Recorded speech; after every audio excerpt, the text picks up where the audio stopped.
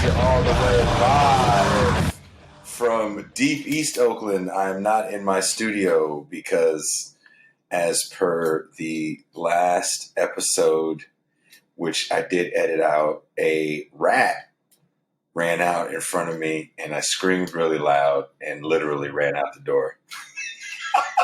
Oh, no. While I was recording.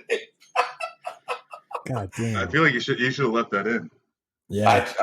We listened to it. No bullshit, man. We listened to it probably 10 times in a row and laughed real hard every time because the woman I was interviewing I was trying to wrap it. We had been talking for about an hour and she's making her point. And as she's making her point, I saw something just shoot out and it just scurried across in front of me. And you can hear me like drop everything because I kicked the mic over when I ran.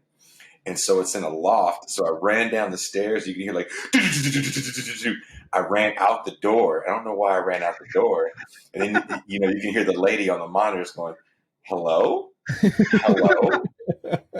And so I come back in and the mic I pushed the mic. It didn't fall. So it actually spun kind of towards the stairs. So I was like, hey, can you hear me? She goes, yeah. I go, hey man, I'm not gonna lie, a rat just ran by.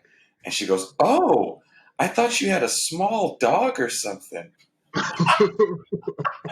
Because not only did the rat run by, when I tried to go back in to at least press pause, the rat was like, it couldn't get out. So it was like running all over the place. So I screamed again. And it went, oh! So we were trying to like edit her last, because she was making a good point, and I didn't want to fuck it up. And so I admitted at the end of it that a rat ran in, and that's why I got kind of cut briefly. But I didn't put in the scream, and I'm debating or not whether I should put in that. I think it's funny. I mean, that content needs to be released to the world. You gotta make it a soundbite for like a soundboard for the show. Like you can hit it every so often. Like when someone makes like a point, you can just be like, ah! Oh yeah, someone's about to say something like they say something very profound, and it's just shriek, rat. I wish it sounded. I thought it sounded hella more manly, and when we listened back, I was like, "Damn, that sounds mad bitchy." Like it was. I really went. Oh. There's no shame in that. Come on, no shame. Oh, dude, hey, check it. I'm here. I'm in my kitchen because homie can have the whole studio right now. Mm-hmm. It's all his. So you got traps set up or anything like that? Do you have? Yeah, so we set up some traps, and then so in my mind, a big ass rat ran by me that was as big as a cat. So there's another dude that lives there, and it was nice enough to set some traps for me. So we checked the traps, and there was nothing.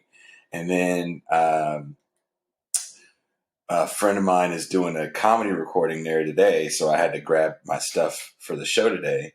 Not in we have another stage room. I think I told you guys like big bands rehearse there, so yeah. He's using this stage room for this live comedy thing. He's going to record, and and the thing ate all the bait off the traps. So like all the peanut butter we put on the traps are all gone. And we're like, God, he's in here still. So I was like, man, I can't. I don't know how to tell you this, man, but the rat released a podcast and it's pretty good.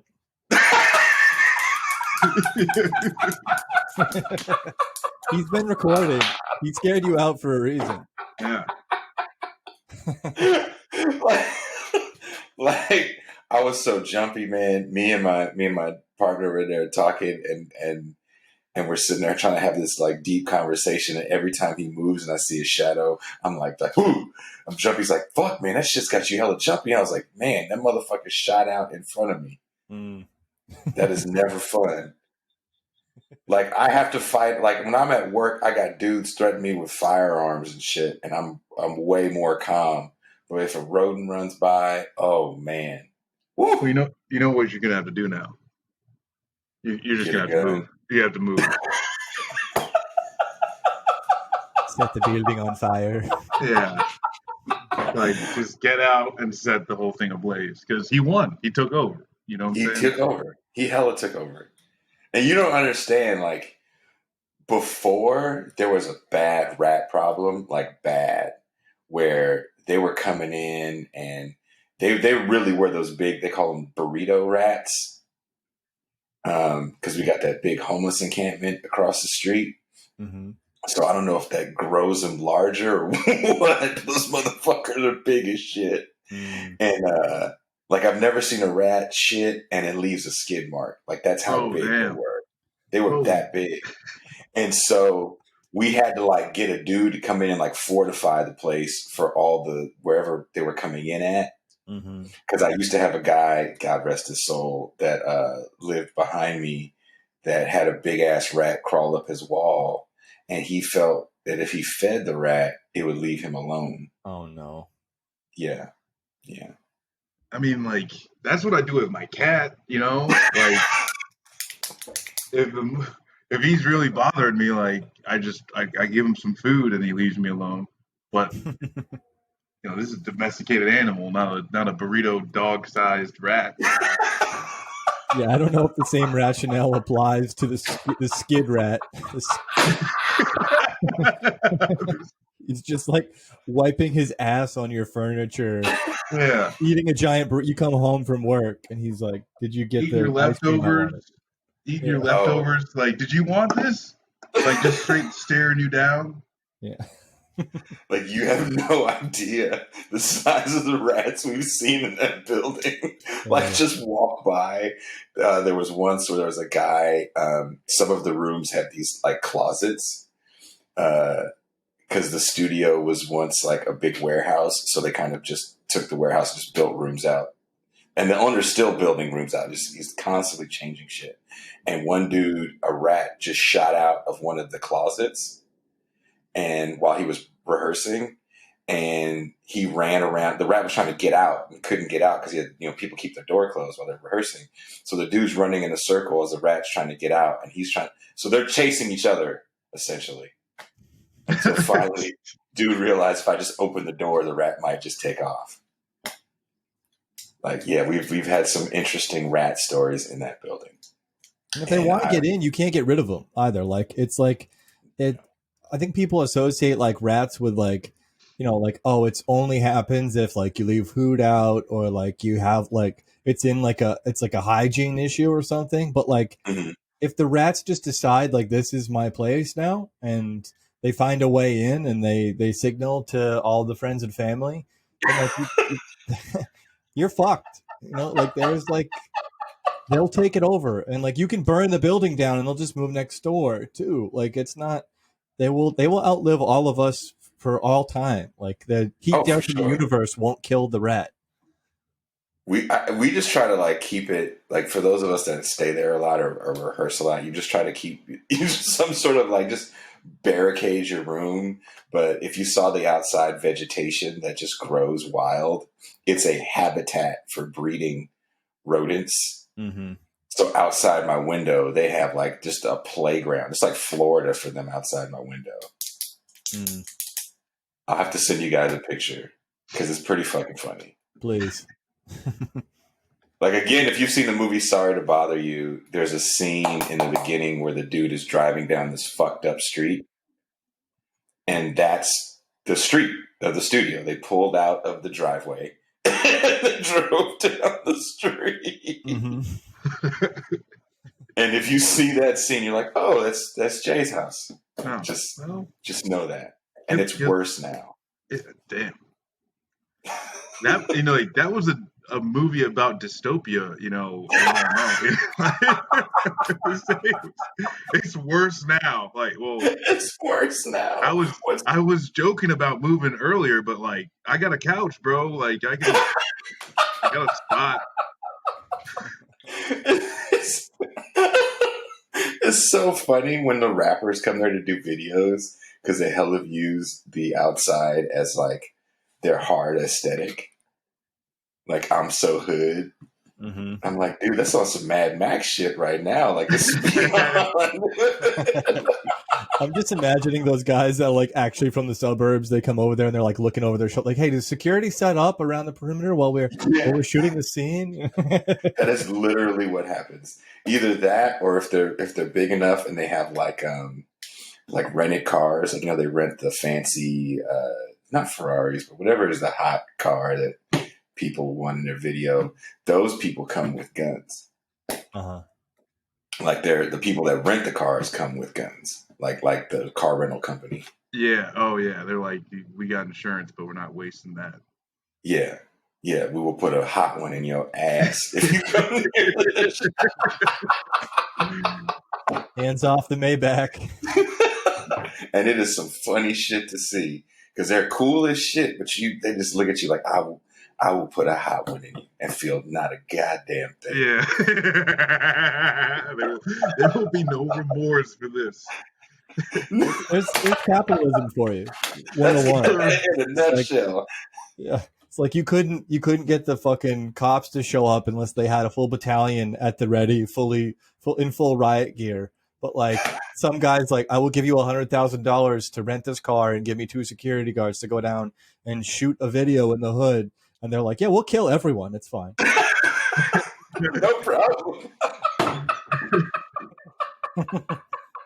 There's a video. And they use green screen too, by the way, which I think is hilarious. There's a video from this rapper. I want to say his name is Filthy Rich. I don't remember the name of the song. I never forget that day. It was Filthy Richard. Yeah. No, yeah. It's good. Oh, you know that guy? No, I have no idea. I just Oh, he's like a big deal for some reason, right? I'm not my bag. And fucking there was a picture that someone was trying to take of this there's some BMW with the Lambo doors. It wasn't like custom made. I guess it is a model of BMW. It's like super new or rare. And it was like pulling out to make room for another Maybach that was coming in. And as it's pulling out, the homeless encampment was having a barbecue. And you see this $100,000 car pull out of this shanty-looking ass studio with the homeless encampment having a barbecue. And wow. And you just think to yourself, all lives matter. Yeah. There's a fucking image for you. Hey, look at our failed state. Like, I've never seen anything that exemplifies all lives matter. Like that fucking, and the sun was like setting. It's beautiful. That's beautiful.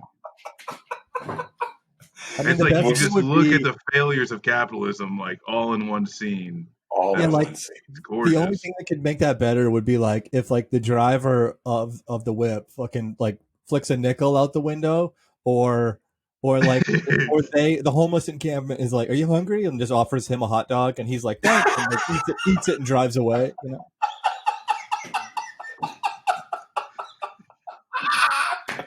It's funny because that actually happens more often than you think.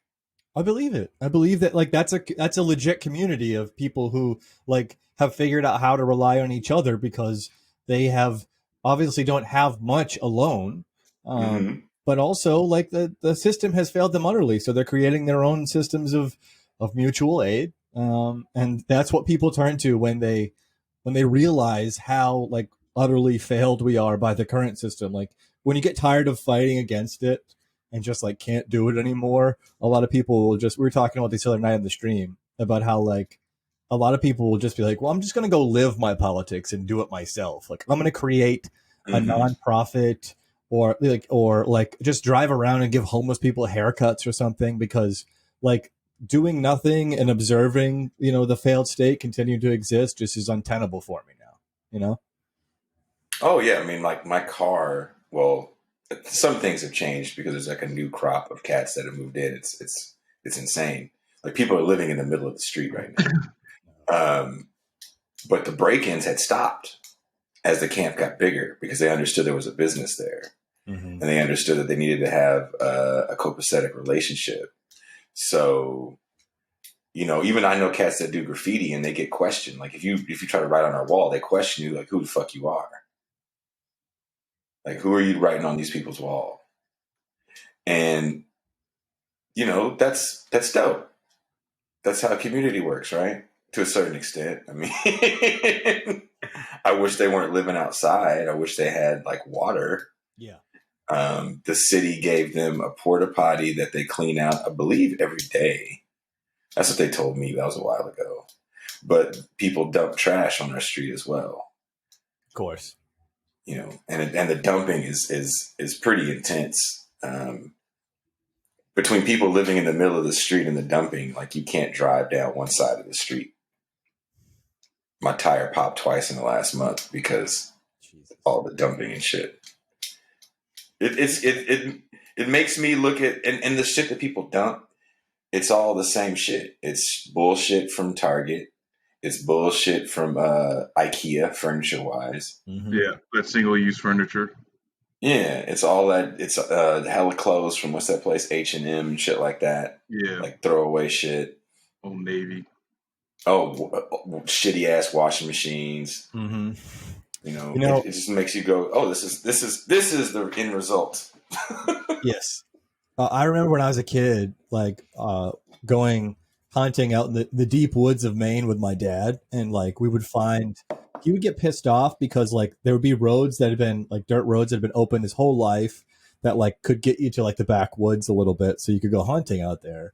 And like sometimes if it was a privately owned road, you just find them closed off, gated off and stuff. And he started talking to some of the landowners and shit. And they were telling him like, well, people keep coming out here and dumping loads of trash, like old refrigerators and stuff like into the woods. And like, it's getting bad. So I had to put a gate up, and so he would like take it upon himself to like go chase people off if he thought they were going to do that. Like it was like little like woods watch, guy. But I remember distinctly one time him taking me to the dump to drop off like an old mattress or an old fridge or something like that. And he's like, all right, so where do I put this, guys, when we get there? And the guy's like, that'll be $50 for you to drop off here. And he's like, what? And he was like, well, now I see why people drop shit off in the woods.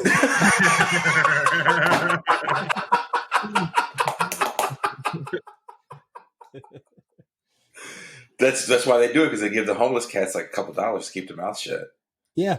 I'm imagining the community patrol of like the homeless people being like, "Oh, you're just going to drop a fridge on our street?" And they're like, "Okay, here's a few dollars." And they're like, "Oh, I guess." All right. Like, no, that's literally what happens. I bet. And they do it. They used to do it like at night. And now cats so don't give a fuck. The other day, I was leaving. I think it might have been the day I did the show with you guys. And a motherfucker just pulled up in a pickup with hella mattresses. And just started throwing mattresses in the street. I was like, word, homie? You're not even going to like try to be discreet about that shit? And he's like, no. You can eat all kinds of dicks. Everybody right now can get all kinds of fuck. I'm not caring.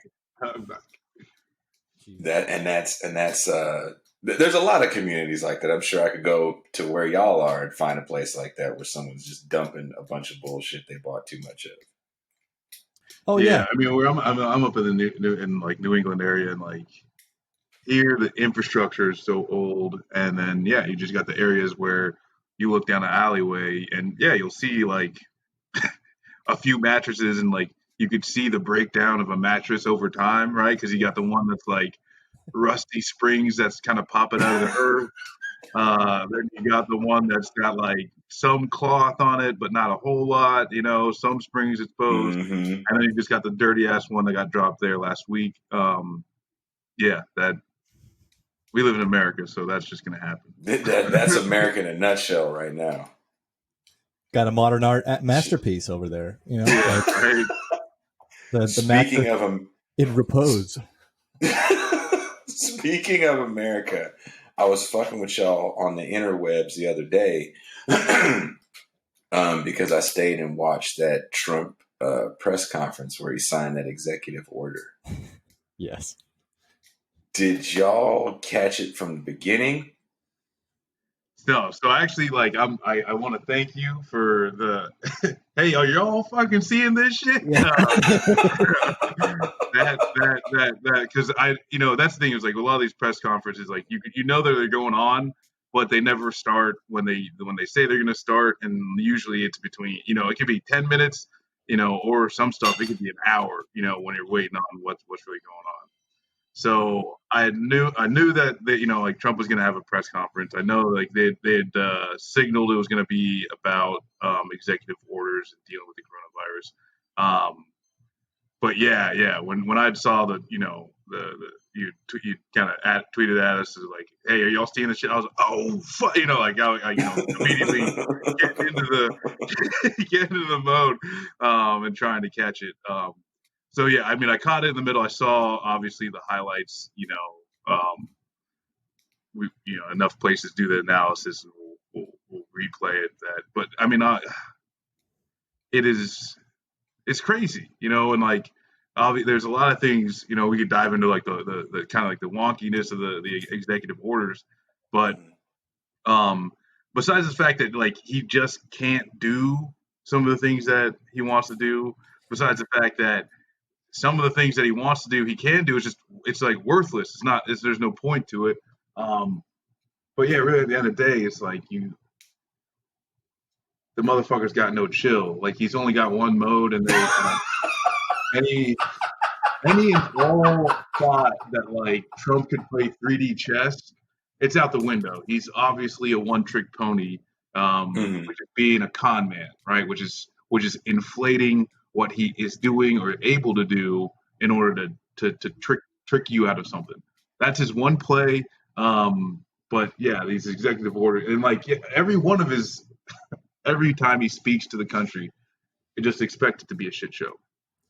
I thought that it seemed like I watched some of it. I think I talked about this last time too. We were on like I can't watch just him. Like I have to watch like someone else watch him. Like I have to watch like Hassan Piker. Yeah, he said he was watching Hassan Piker watching. Like I need someone to filter it for me because otherwise I will just be like disgusted and like want to jump out the fucking window, But like someone actually satirizing it live or like detailing like what I'm thinking about like makes me feel more sane somehow. So I watched some of it because Hassan was watching it, but it seemed to me like we're entering a new like as we get closer to November, it's a new era of Trump, which is like Marcus said, like he's the illusion that he was playing any sort of multi-level fucking Star Trek chess is gone. It's even the people who support him are just like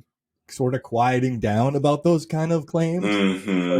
It's very difficult to make them now. And that's been happening. I mean, and Corona has broken him is what's happening. Like it's a real crisis that he's able to confidently, arrogantly like weather any storm, except a crisis of public confidence in him. So when he hears from even the people who suck his toes all day long that actually you're in trouble, and they're not looking to actually deny that anymore. They're actually trying to prepare him for the worst, and they're telling him like you have to. Here's a strategy. Like do it. And normally he would just be making fun of those people, but like I actually know best. These idiots are they're not good enough to fucking clean my toilet. I know what's best. I'm a PR magician. For the most part, he's kind of right. Like he understands how to do PR well, but this is a real crisis where thousands of people are dying every day, and you'll have a fringe that just will say, "No, that's not happening. I can live in my mind where it's its own world." But most people understand that this is real, and they're scared. Even the ones that weren't scared before are like doubling down on, well, if we're all gonna die, we're gonna die. We're gonna die MAGA. Which that's something that was brought up with Herman Cain on the Sam Cedar show, or Majority Report. It was talking about how Herman Cain, hey, I'll say it, fuck that guy. Honestly, yeah, I think we talked about before is like we as military veterans, especially, who've dealt with combat situations, I don't think about like all bad people dying and like fuck it, fine, But the thing with like German pain and like if Bolsonaro or whatever, like they're walking the walk, right? At least it's admirable that they're walking the walk, because there are some people like Tucker Carlson, or even the president, right? Like the president is bubbled from the virus. Tucker Carlson, but they will perpetuate this fucking lie that, oh, hey, you're fine, go back to work, blah blah blah. No, yeah, if you say it's a lie, you go out, you catch coronavirus, and you fucking die a painful, horrible death. I admire you for walking the walk. There is something to be said about like the Southern strategy, right? We've all heard that video or that audio of that guy Ehrlichman talking about, back in the day you could say nigger, nigger, nigger. Yeah. Now you got to say states' rights. Listen, tax cuts, things that disproportionately hurt niggers. And it's funny because Trump isn't even backpedaling with the terminology. Like he started the whole press conference off. It was like China, virus, China, China, China, dirty ass China, punk ass China, motherfucking China. Kung flu. Yeah. Yeah, he's whatever you want to call it. The thing is, he could have played that card and it would have worked if he did it earlier. So when the virus is first coming up and being known, so we're talking February this year. They keep going back to like, oh, hey, we halted, travel from China. But like the thing is, though, is like they didn't halt all travel. They're U.S. citizens that were there in China were able to come over. And also, I think the first cases came through New York, right? So they actually came from Europe. But he could have done that full on Red Scare. We can't trust China, and really leaned into it heavy on and said, no, we have to close down the whole country. We have to wear masks when we go out. We have to do all the social distancing, and it's China's fault. And I'm here to protect you. Right? That's exactly what an authoritarian could have done if he had just two more brain cells to rub together. But what an idiot does. Exactly. But what an idiot does is try and short sight this and say, let's just bull through it and try and, because he's thinking the economy and this, that, and whatever. But when this is going on, if you can say, hey, if we can do a robust shutdown and then open up properly, like we point to New Zealand, and obviously there's a shit ton of differences between, a small island nation and, the United States. But the concepts are still the same, right? Shutting down, completely so that you allow the contract tracing to happen. All of those things could have happened in the light of Donald Trump saying, this is, China's attack on us. And it would have played so much better, right? Because if we actually done something, and really mitigated the lives that are lost, he now would have been able to say, look how good I am at protecting us. And honestly, our political world would be in a completely different thing, where Joe Biden would be fighting an incredibly uphill fucking battle that he wouldn't be able to do. If we're living in that world, Joe Biden gets his ass kicked. Yeah. But, that's the thing, is we're not living in that world, but it's possible. And every time, and really, it's like at any point in time, he can switch to that mode, but the short-term economic factors, it won't allow him to do so. And for the people talking to him in the room, those short-term economic factors are also what's stopping them from advising him to do it. What were you gonna say, Dave?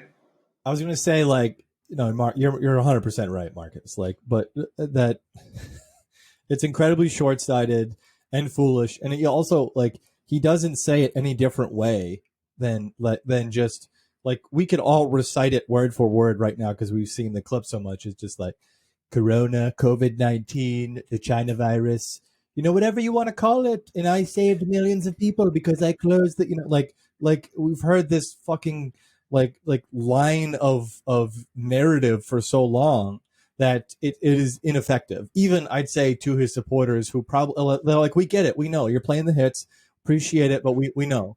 But what I would say is that let's talk about like the Dems are doing the same fucking thing. Like, did you guys see the new Amy McGrath commercial about like, did you hear about Mitch McConnell's China wife? Yeah. I'm a goddamn Marine. I know why. Yeah. It's basically like, Mitch McConnell is you ever seen a picture of his wife? She's an Asian, like it's just like pure like yellow scare shit. Like obviously Mitch McConnell is a huge piece of shit. He's a huge piece of shit. But fucking Amy McGrath and the Dems think that like what they gotta do is like emasculate him. Like, did you know his dick is tiny and I'm a big military woman? McGrath is like coming in there like, you put your tiny little turtle dick on the table and let me whip out my mega clit and we'll push it with our genitalia until who wins. Like that's she don't love you long time. I will fuck you up, you chinless turd. Like, what I feel like, and after I actually hang up with you guys a little later, I'm going to be talking with Shahid about this, definitely, Bhutar. I feel like that the Democratic Party right now is hella cool with being the opposition to Trump. So not necessarily having any sort of policy for people, but just being the antithesis of his bad guy. Uh-huh. And it really does work. I was at work and I was saying something about Nancy Pelosi, and a coworker was like, "Don't say anything bad about Nancy Pelosi. I love her." And I said, "Well, what has she done?" And she goes, when she tore up that speech. Yeah. And I was like, "What? No. Like that was really something to you?" And it's funny because I think a lot of people see what people like Pelosi and Schumer does, more so Nancy Pelosi. I personally think she's better at it than Chuck Schumer from just a pop culture perspective. She's able to get in front of cameras, and because she is quote unquote from San Francisco, she has the allure of a progressive, as if San Francisco is this. It's still San Francisco from '69. Mm-hmm.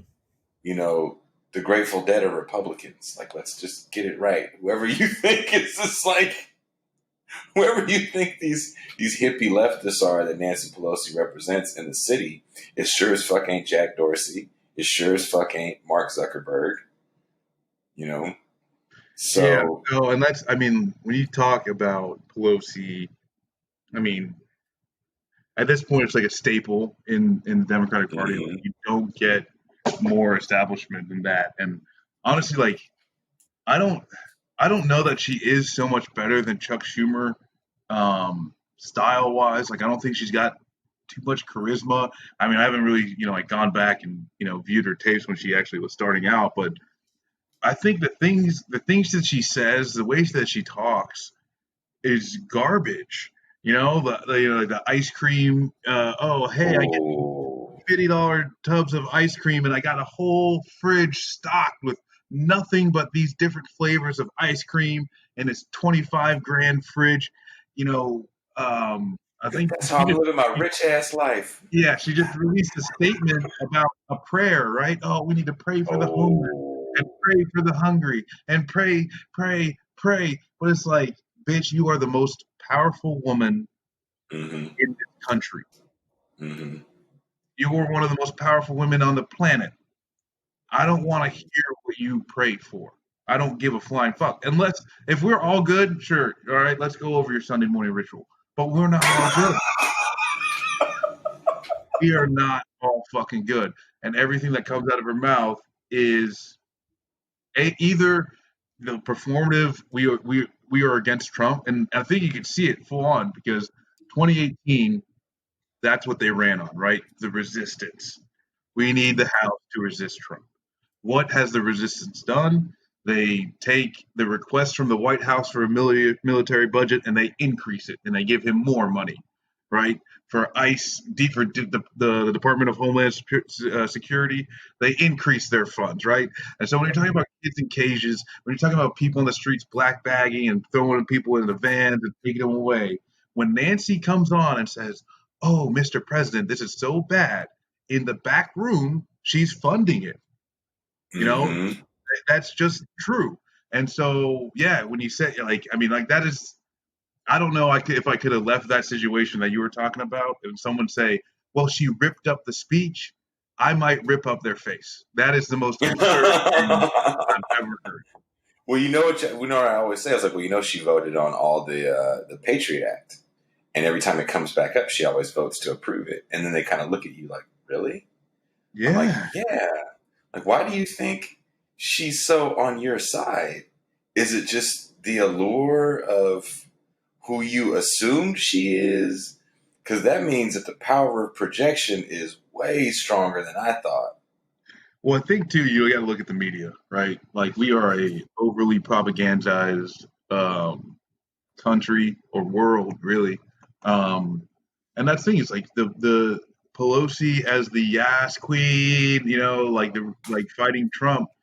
That's what MSNBC tells us. That's what CNN tells us.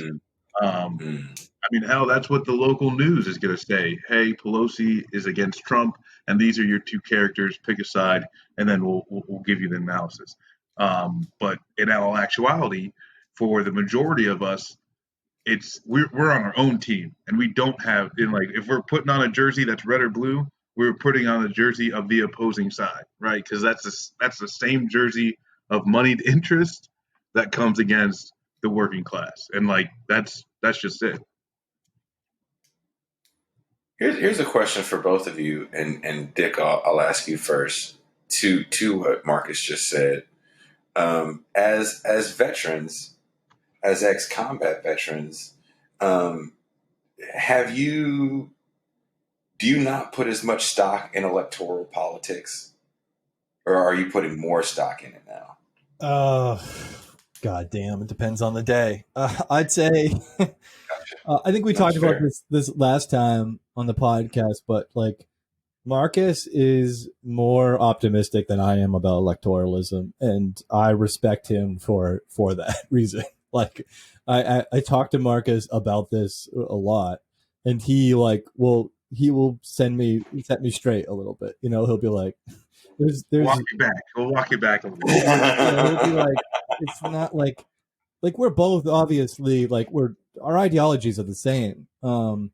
But when I want to say fuck everything, he'll explain to me why there is a reason for hope, and we'll review the progress that we've made. Now I say all that with he gives me enough hope to get through the fucking day, because I'm just one. I'm at just a point of despair where I'm why? I'm just gonna get on Steam and just play video games. I'm just not gonna do anything anymore. I'm just gonna sit in my underwear and play video games until I literally die. And not worry about politics anymore, because I can't even stand to think of it. And I think some people do. If they don't have a community to support them, or people, like-minded individuals, they will remove themselves from it altogether.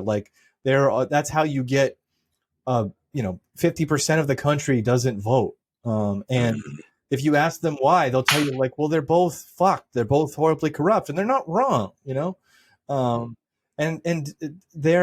that's how you see a rise of things like QAnon, right? Is people feel so disconnected from the system, and feel like it represents them so poorly, and that it makes them so miserable that there actually must be a conspiracy to keep them out of it, an ultimate evil conspiracy, because only a great evil could inflict this much pain and misery upon them and their loved ones. And I understand what that compulsion is, That's how you end up believing in this insane things. For me, like I go vote. Like every time I can, I vote. I'm fucking and I tell people to go do the same. But at the same time, I think what we're seeing, especially over the past few months, is that electoralism has failed us to such a degree that it's not enough. Like you can and should always go vote, but that's not the only thing you can or should be doing. You should be fucking duking it out in the streets as well. Like we have to take to the streets. We have to do things that we considered beyond the pale before. We have to actually push the narrative further that way, because just electoralism doesn't work. Yeah. And so other than like being Dick's on-call counselor, and I might have overstated my worth, but like at the end of the day, I think it's a very it's hard to keep going because like just said, we see the failure in it. We were supposed to believe that the Democrats, or like if you're progressive, if you're leftist, if you're liberal, like you believe the Democrats are good guys and the Republicans are the bad guys. But if you actually start like looking past the surface level, you largely not only like they agree on a whole lot, and the whole lot that they agree on usually sucks for the majority of the country. So how do I feel about like electoral politics? I mean, it's just like a necessary thing, right? Like the principles of democracy, should be held regardless of the situation that we're in now. And so that's kind of where I come from with that. If I'm fighting for something that I know is right, which, I think that's something that we all kind of like can agree on, that, if the more voices and the more minds that are thinking about an issue, the more likely it's probably going to be better to be solved. And obviously cooperation amongst the society is going to be doing a lot better. And, but I would say, like the only way to make it better is to be involved, and I wish I had thought that this second time around for Bernie's campaign that it was going to do a lot more to galvanize that 50% that's not involved, and maybe it would have done a lot more, in the general election. But really, at the end of the day, I think you got to kind of compartmentalize the issue with elections. That one of the reasons that we think elections suck is that the powerful have made elections shitty for us. Whether it's the way that they're funded, the way that you kind of go through the process, how often they go, what they do for you, like the electoral process has been heavily tainted. But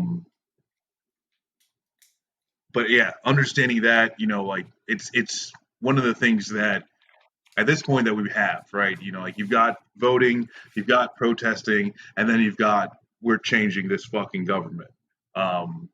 And right now we're in between voting and protesting. And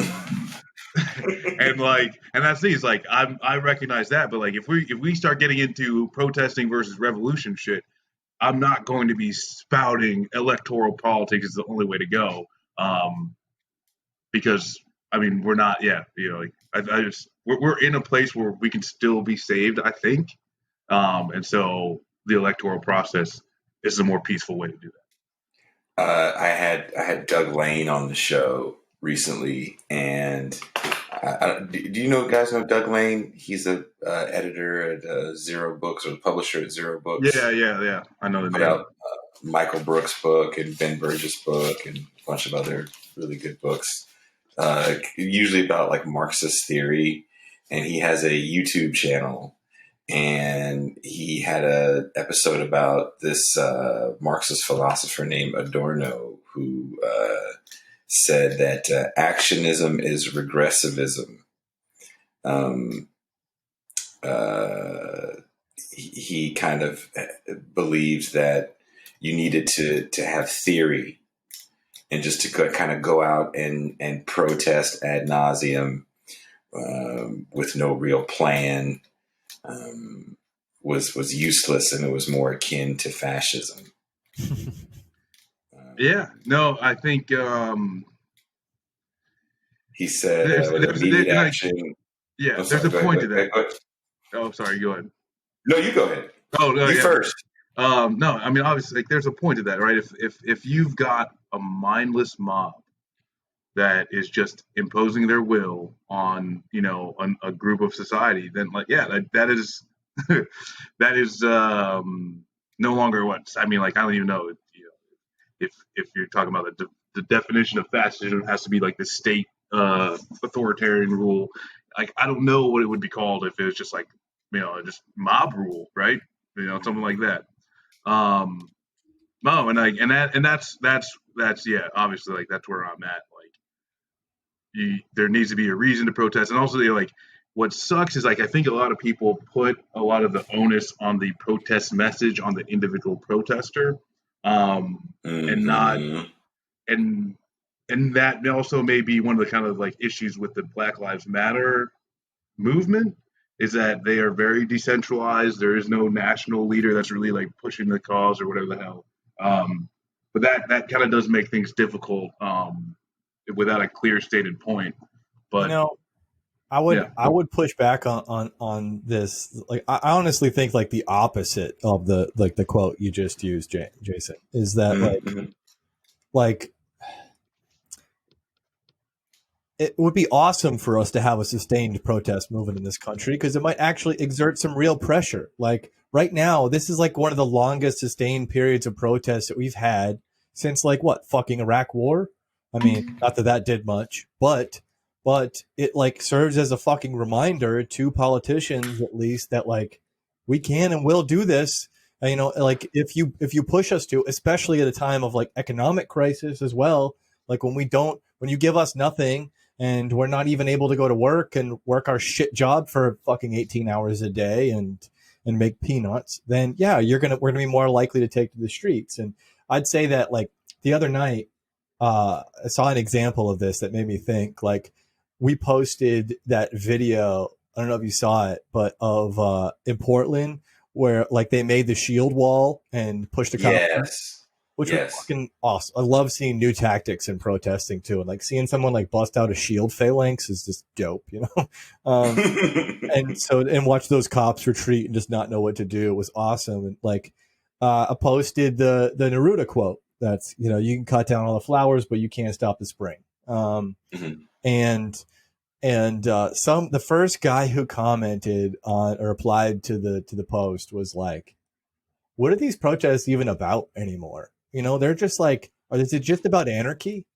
And I was like, there's a giant BLM fist on the shields, you dumb motherfucker.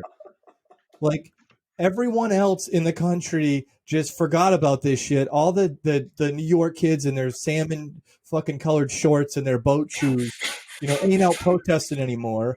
But these guys and gals are out in Portland making, like, giant shields that literally, like, have the BLM fist on them, and you're like, I think this is just about anarchy and chaos. Like, shut the fuck up, you dumb. Like, you forgot that the George Floyd protests were a thing. Just admit that.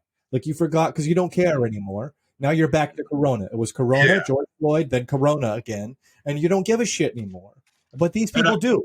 I would like to clarify, though, like, I'm not necessarily calling out, like, any specific protest or anything like that, but, like, and obviously, like, so, like, that's the thing, though. That's kind of, like, my point, is that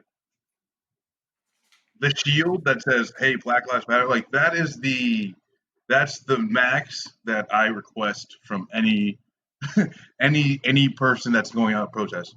Just know what the cause is. Yeah. Kind of what I was saying is, like, there does need to be I guess, a translation, right?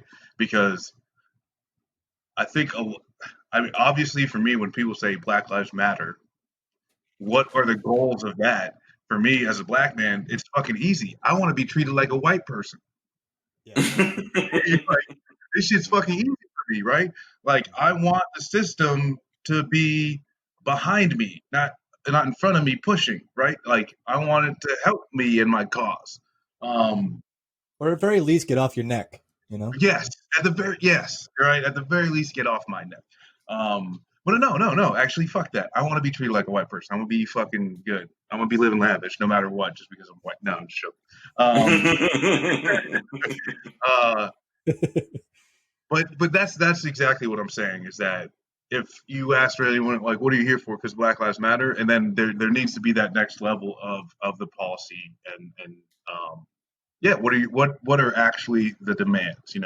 Okay, hey, well, no police can show up that has a weapon unless it is, one of these dangerous situations, like, so that means like traffic stops, no gun, all types of stuff. And that's the thing, is like George Floyd's situation, not that they needed a fucking gun to shoot him, but you just don't need that many people with weapons to distinguish whether a $20 real or not.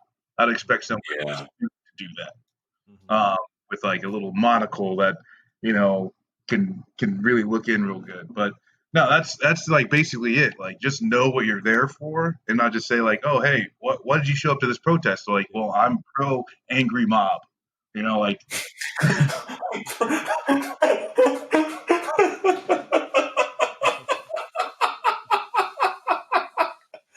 Well, I think sometimes people do have, like, I totally agree with you, Marcus, by the way. We're not in disagreement, just to be clear. Oh, yeah, I think we're saying the same thing. Yeah. It's like, I do think that like there is sometimes like people who show up and like when they put on the spot do have trouble articulating what their exact reasons are there, why they're there. And because sometimes there are people who are just like, I am fucking unhappy, I am miserable, and it has to do, like, I feel like my government is responsible in some way. And they might have trouble telling you exactly what that is, like what specific policy they want changed in order to do it.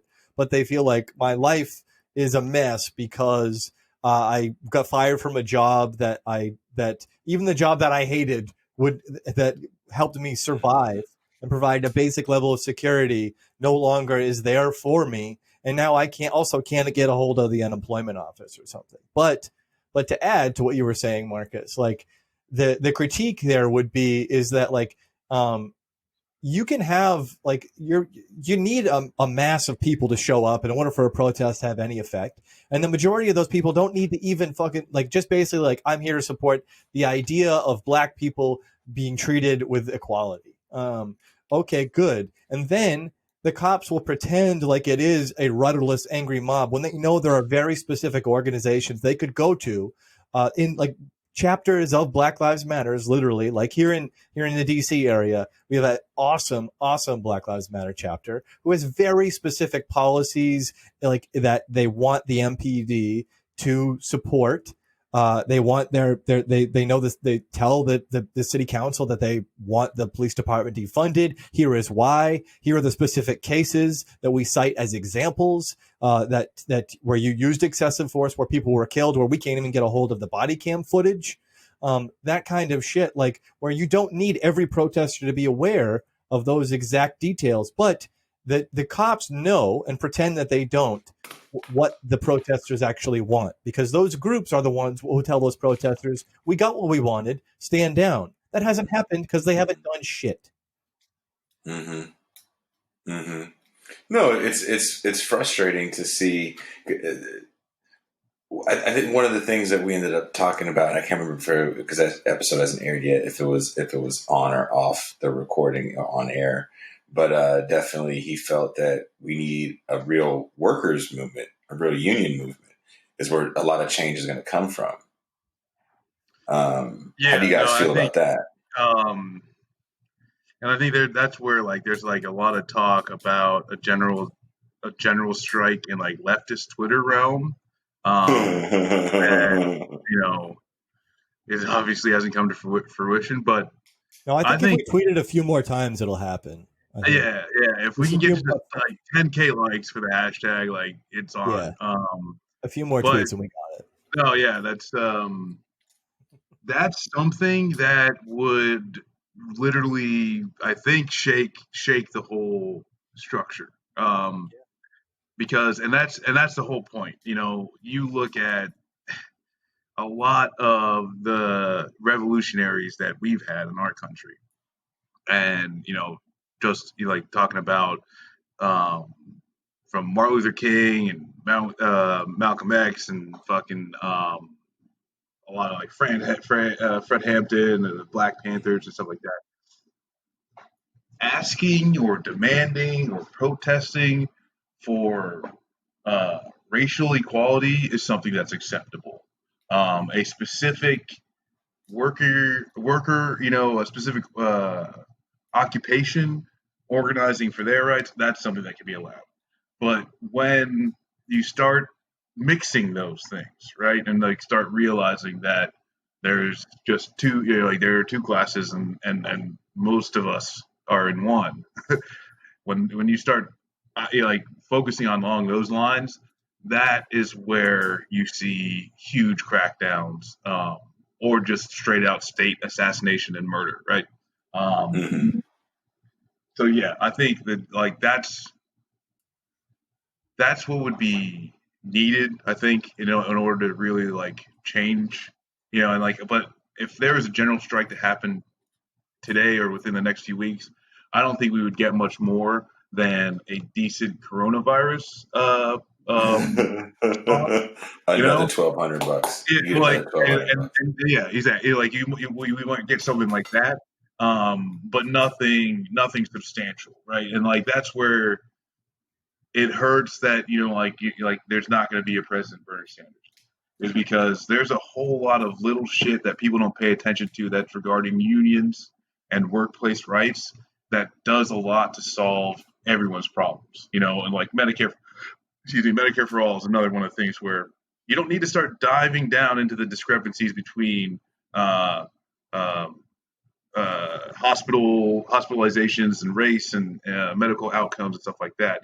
It's like when you start getting these blanket programs and start pushing things on all levels, it does a great job, and obviously we still live in a very racist system and racist society. Mm-hmm. But when you add in the hoops, oh, hey, we got to make sure this person does X, Y, and Z before they can sign up for unemployment, or they can get the healthcare, they can get fined into the ACA. A lot of those hoops, that's where the racism gets kicked in. Yeah. So yeah, when you have universal programs, is it possible? Yes, that obviously we live in a racist society, like I said. However, when you start putting in those hoops, that's when you start seeing the systematic racism take hold. So yeah, if we got a general strike, started going on the long one. General strike would be good, but I think at this time it wouldn't do anything more than make sure people can last through the coronavirus, and then we'll probably be sitting at the same shitty system we were how before. fucking sad is that's the bar, though? It's just literally do anything. Fucking people someone was just on Twitter earlier today, tweeting out the legislative calendar for Congress, where Steny Hoyer basically said up until the election we'll do maybe 13 days of work in the House, and somebody tweeted the "guess I'll die" meme, literally do fucking anything. That's Marcus and I we were joking the other day. I don't know if you want to admit this, Marcus, but I was they're really gonna make us do it, aren't they? They're really gonna make us. They're gonna make us do some shit, aren't they? They're gonna this is. I don't want to, we don't want to do some shit. We don't want to fuck around, but they're going to find out, if they don't do something, people will have no choice. They will be I will literally go crawl into a corner, starve to death and die, get corona, on the street, that homeless encampment will grow across the street from your recording studio. Those, there are going to be people who are going to say, you know what? I would rather go out, fighting. I would rather go out I feel desperate, and people do desperate things when they are in desperate circumstances. And who would blame them? No, and I think there is. Well, yeah, no, and that's the thing is I think that they have this idea, they look at the French Revolution and think being guillotined is some type of fetish that only the ultra rich can get, So like that's where like Elon Musk and Bill Gates and are like all of them are going. Is like we just need to hoard so much that they drag us out in the street and cut off our heads because that just must have been so awesome. We were joking about how like it's gonna be funny when they're like, the scene from Dark Knight Rises is happening with the rich people being drug out in the street, hiding under their furniture and stuff, and they're just gonna be screaming like, "Why? What could we have done to prevent this besides anything at all?" Oh God, the humanity! I never pictured this would happen, except all the signs that were there the whole time. Oh my Yeah. God. Now, what do you think? Now, I have my own opinion. I think that because we are so divorced from a lot of theory and we are divorced from the power of unions. I mean, this is not the nation that had a lot of unions that helped build that very strong middle class and the great generation, whatever they call it. The way people look at work is very different. Yeah. Like, here I am working in an environment where a lot of people are out of work. So the cats, not all the cats I work with, but a lot of the cats I work with are more terrified of losing their job than they are of like worker solidarity. And I'm sure there's a lot of people that have been in those environments. Well, that's the point, right? That's the struggle, right? Like that's always, like this is where like I wonder if there is, like a Wizard of Oz, like if there is someone behind the curtain. That just no, this is the process. Like you make his name is Q, okay, and he like it's like you got they have the formula, right? Shitty work or like extremely stressful workplace, plus a very high demand in order to live, eat, just enjoy yourself equals I get to do whatever the hell I want to all of these huge masses of people. And, like, I don't know that there's someone back there saying like, yeah, just do this and you're fine. Bezos, just do this and you're fine. Elon Musk. But like, that's what they're doing, right? Like, that's just how we end up living, where people don't have time to even consider the structure that they're in and the theory that could help them. And I'd say like with especially in America, like there's another layer of that of just people are so propagandized that if you bring up Marx, then oh my God, or if you bring up socialism, like you can't even have a conversation with people at that point. Even though those are the things that they need, right? Those are the things that they need to buy into in order to get what they actually want. Well, it's beyond that. I would even argue. I would argue that like as deeply cucked as a society as we are to like overtly respect wealth and power and authority. Like I was commenting earlier. There was that video that you responded to, Jason. That was like about the kid like getting the cops putting the handcuffs on the kid to scare him straight. And you were I saw that, bruh. You were like, what is the point of this? Like, why, what are they trying to teach him? And I commented back was like, deference to authority regardless of circumstance, right? So we create not only a deference to authority regardless of circumstance, but we create a system, many systems by which to blame ourselves for our current circumstance, whatever it may be. No matter how terrible it is, we're very good as a country because we're so fucking individualistic to telling ourselves, well, if you had just studied harder or worked harder, this wouldn't be the problem. Like you didn't choose the right career path. You didn't go to the right school. You didn't hang out with the right people. And that's why, you need to do more mindfulness. You need to do more positive thinking. You need to be on LinkedIn for 8 hours a day, expanding your network. Like there's different languages that people talk in depending upon like you're like a PMC, like professional lib, on LinkedIn, like all the fuckers out here in DC are, or if like you're a working class person, it's because, you didn't work enough overtime. You didn't get the right certifications And you didn't. There's many things you could have done to make sure that you were more successful. Because if Jeff Bezos can start Amazon in his garage, anyone can be that way if they work hard enough and are smart enough. And it's just this horrible myth and death by 1,000 cuts through which you see all of these different people telling you need to be more positive, you need to have more of a growth mindset, that kind of bullshit that beats you down every day, telling you that, I know you only ate a bologna sandwich for the past week, but it's your own fault and you should have more food in the fridge. And if you thought about it harder, you probably would. I think the thing that something that gets me just absolutely just pissed off is when people say, oh, hey, like all these millennials, like you're going poor because don't eat the avocado toast and, don't have that extra cup of coffee, like you should be growing your own coffee beans and grinding them yourself.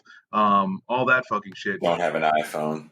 Yeah, but like, guess what? Like, if we did that, we shut down the fucking economy. Like, all the things that you fucking like enjoy and the Bezoses don't exist if we don't get our avocado toast and our extra cup of coffee.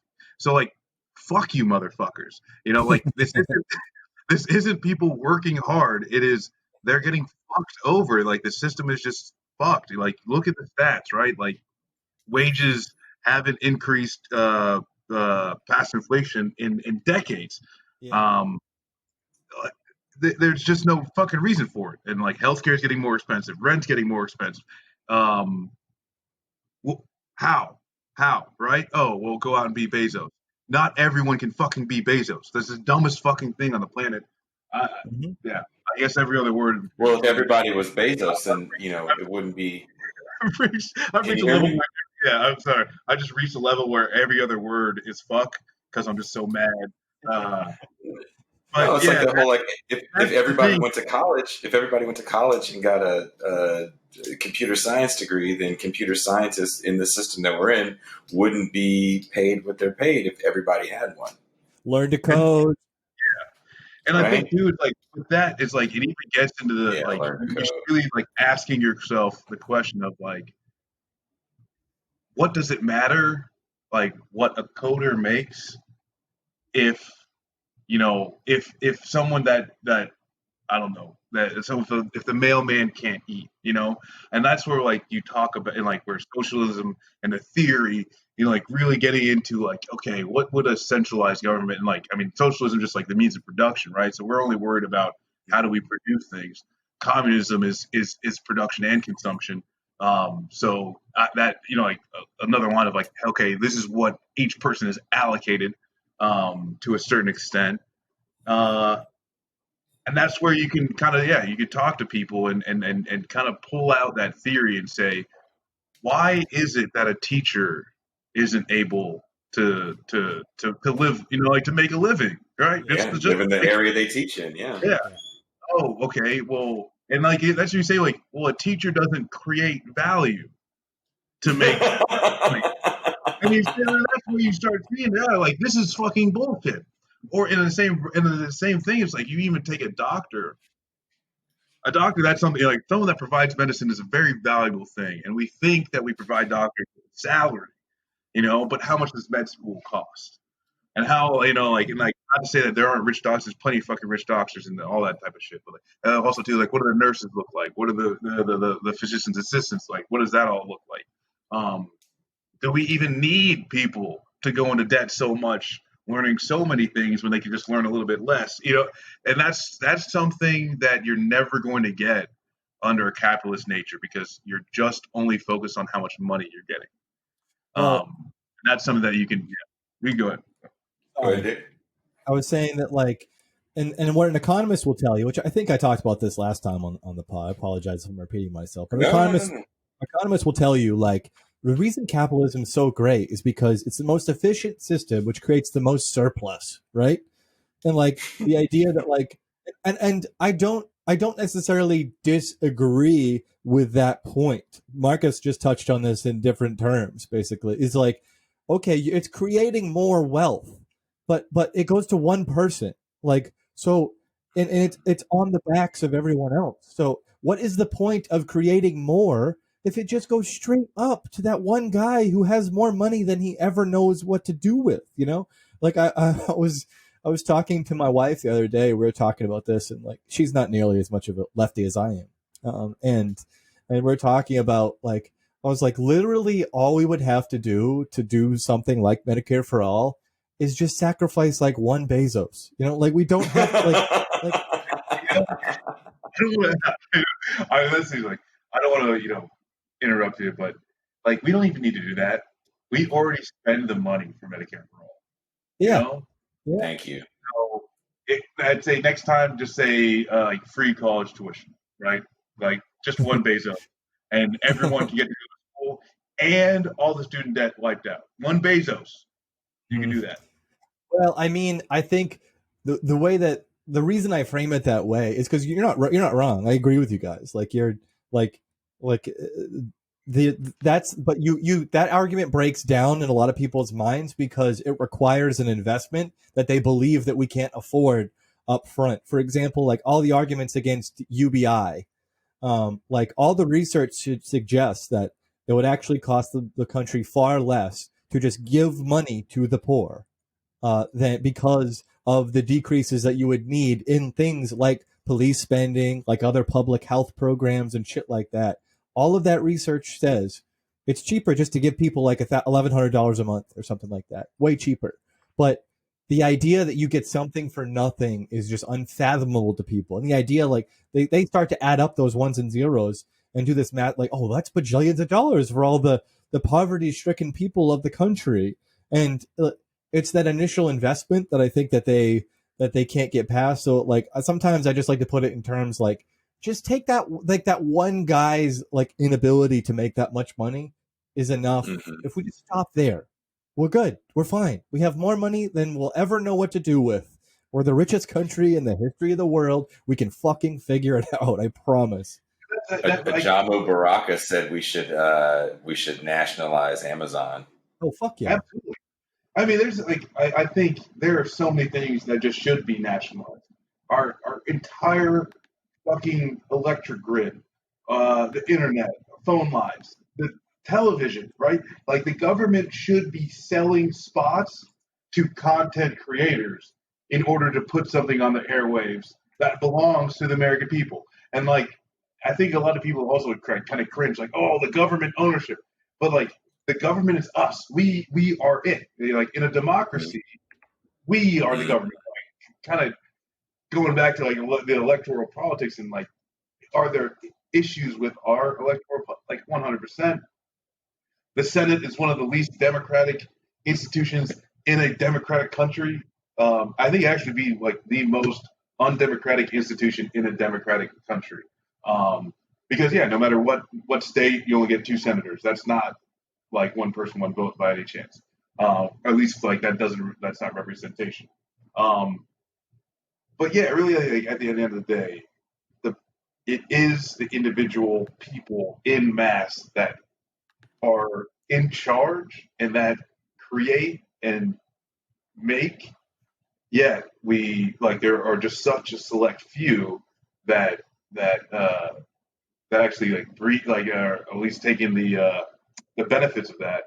And a lot of it has to deal, especially with the United States, of just the Americanism, right? The pick them up by your bootstraps, the rugged individualism, that is the American ideology. That's just like a complete fucking lie. Like, it's a farce. They're like, because the other thing is like, SpaceX doesn't exist if it doesn't get a big chunk of the NASA budget. So like, it's Tax all cuts. yeah. And like Amazon, the same thing, right? Like, there's just so many fucking tax cuts, and they allow the market to bend to their will due to their paying for the politicians. But yeah, at the end of the day, like, no, like, the worker in the Amazon warehouse is doing so much more at this point right now than Jeff Bezos, for Amazon, because he's literally selling his shares to buy space shit. Yeah. Did I ever send you guys that link to that debate Richard Wolff had with that kind of scummy guy that's like a big time capitalist? Who was it? You know Richard Wolff? Do you guys know Professor Richard Wolff? Yeah, no, I know Richard Wolff. Yeah. He had a debate with this guy who has a site on or has a big YouTube page called Valuetainment, and he's just real big pro. He's almost like I wouldn't necessarily call him a libertarian, but he definitely is like super pro-capitalist. And he wanted to debate Richard Wolff because he heard Richard Wolff was a big socialist economist, and I think he figured he was just a fucking idiot. Yeah. Mm-hmm. And I don't think he really peaked Wolff's style. So I mean, I've seen Richard. I've actually I've seen like a lot of like Richard Wolff stuff, but I'll check out the debate. But it's funny as fuck, dude. That's like kind of the problem though, is that you've got people like Richard Wolff that are. I feel like and like people on the left, like we talk about theory. And even the people who aren't into theory, they talk about not being, and like, oh, I wish I could be, what's an easier way to get into Marxist concepts and stuff like that, right? And like we even know who some of the tenets of socialism are, right? Whether it's Marxist, Leninist, or like the more social democrats that Trotsky and some of his beliefs. But who is the framer of capitalism, right? Who are the people that are forming and perpetuating capitalist theory?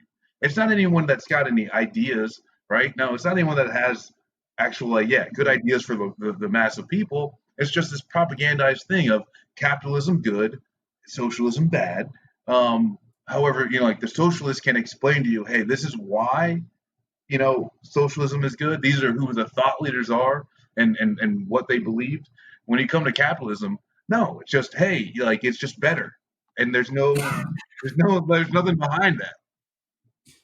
Like the funny thing is that like when you talk about, if you did ask someone like who are the big capitalist thinkers, like before 2016, people would literally say things like Donald Trump, like they would say examples of wealth as opposed to, because they're not obviously thinkers. Like you can be a complete fucking idiot and be rich.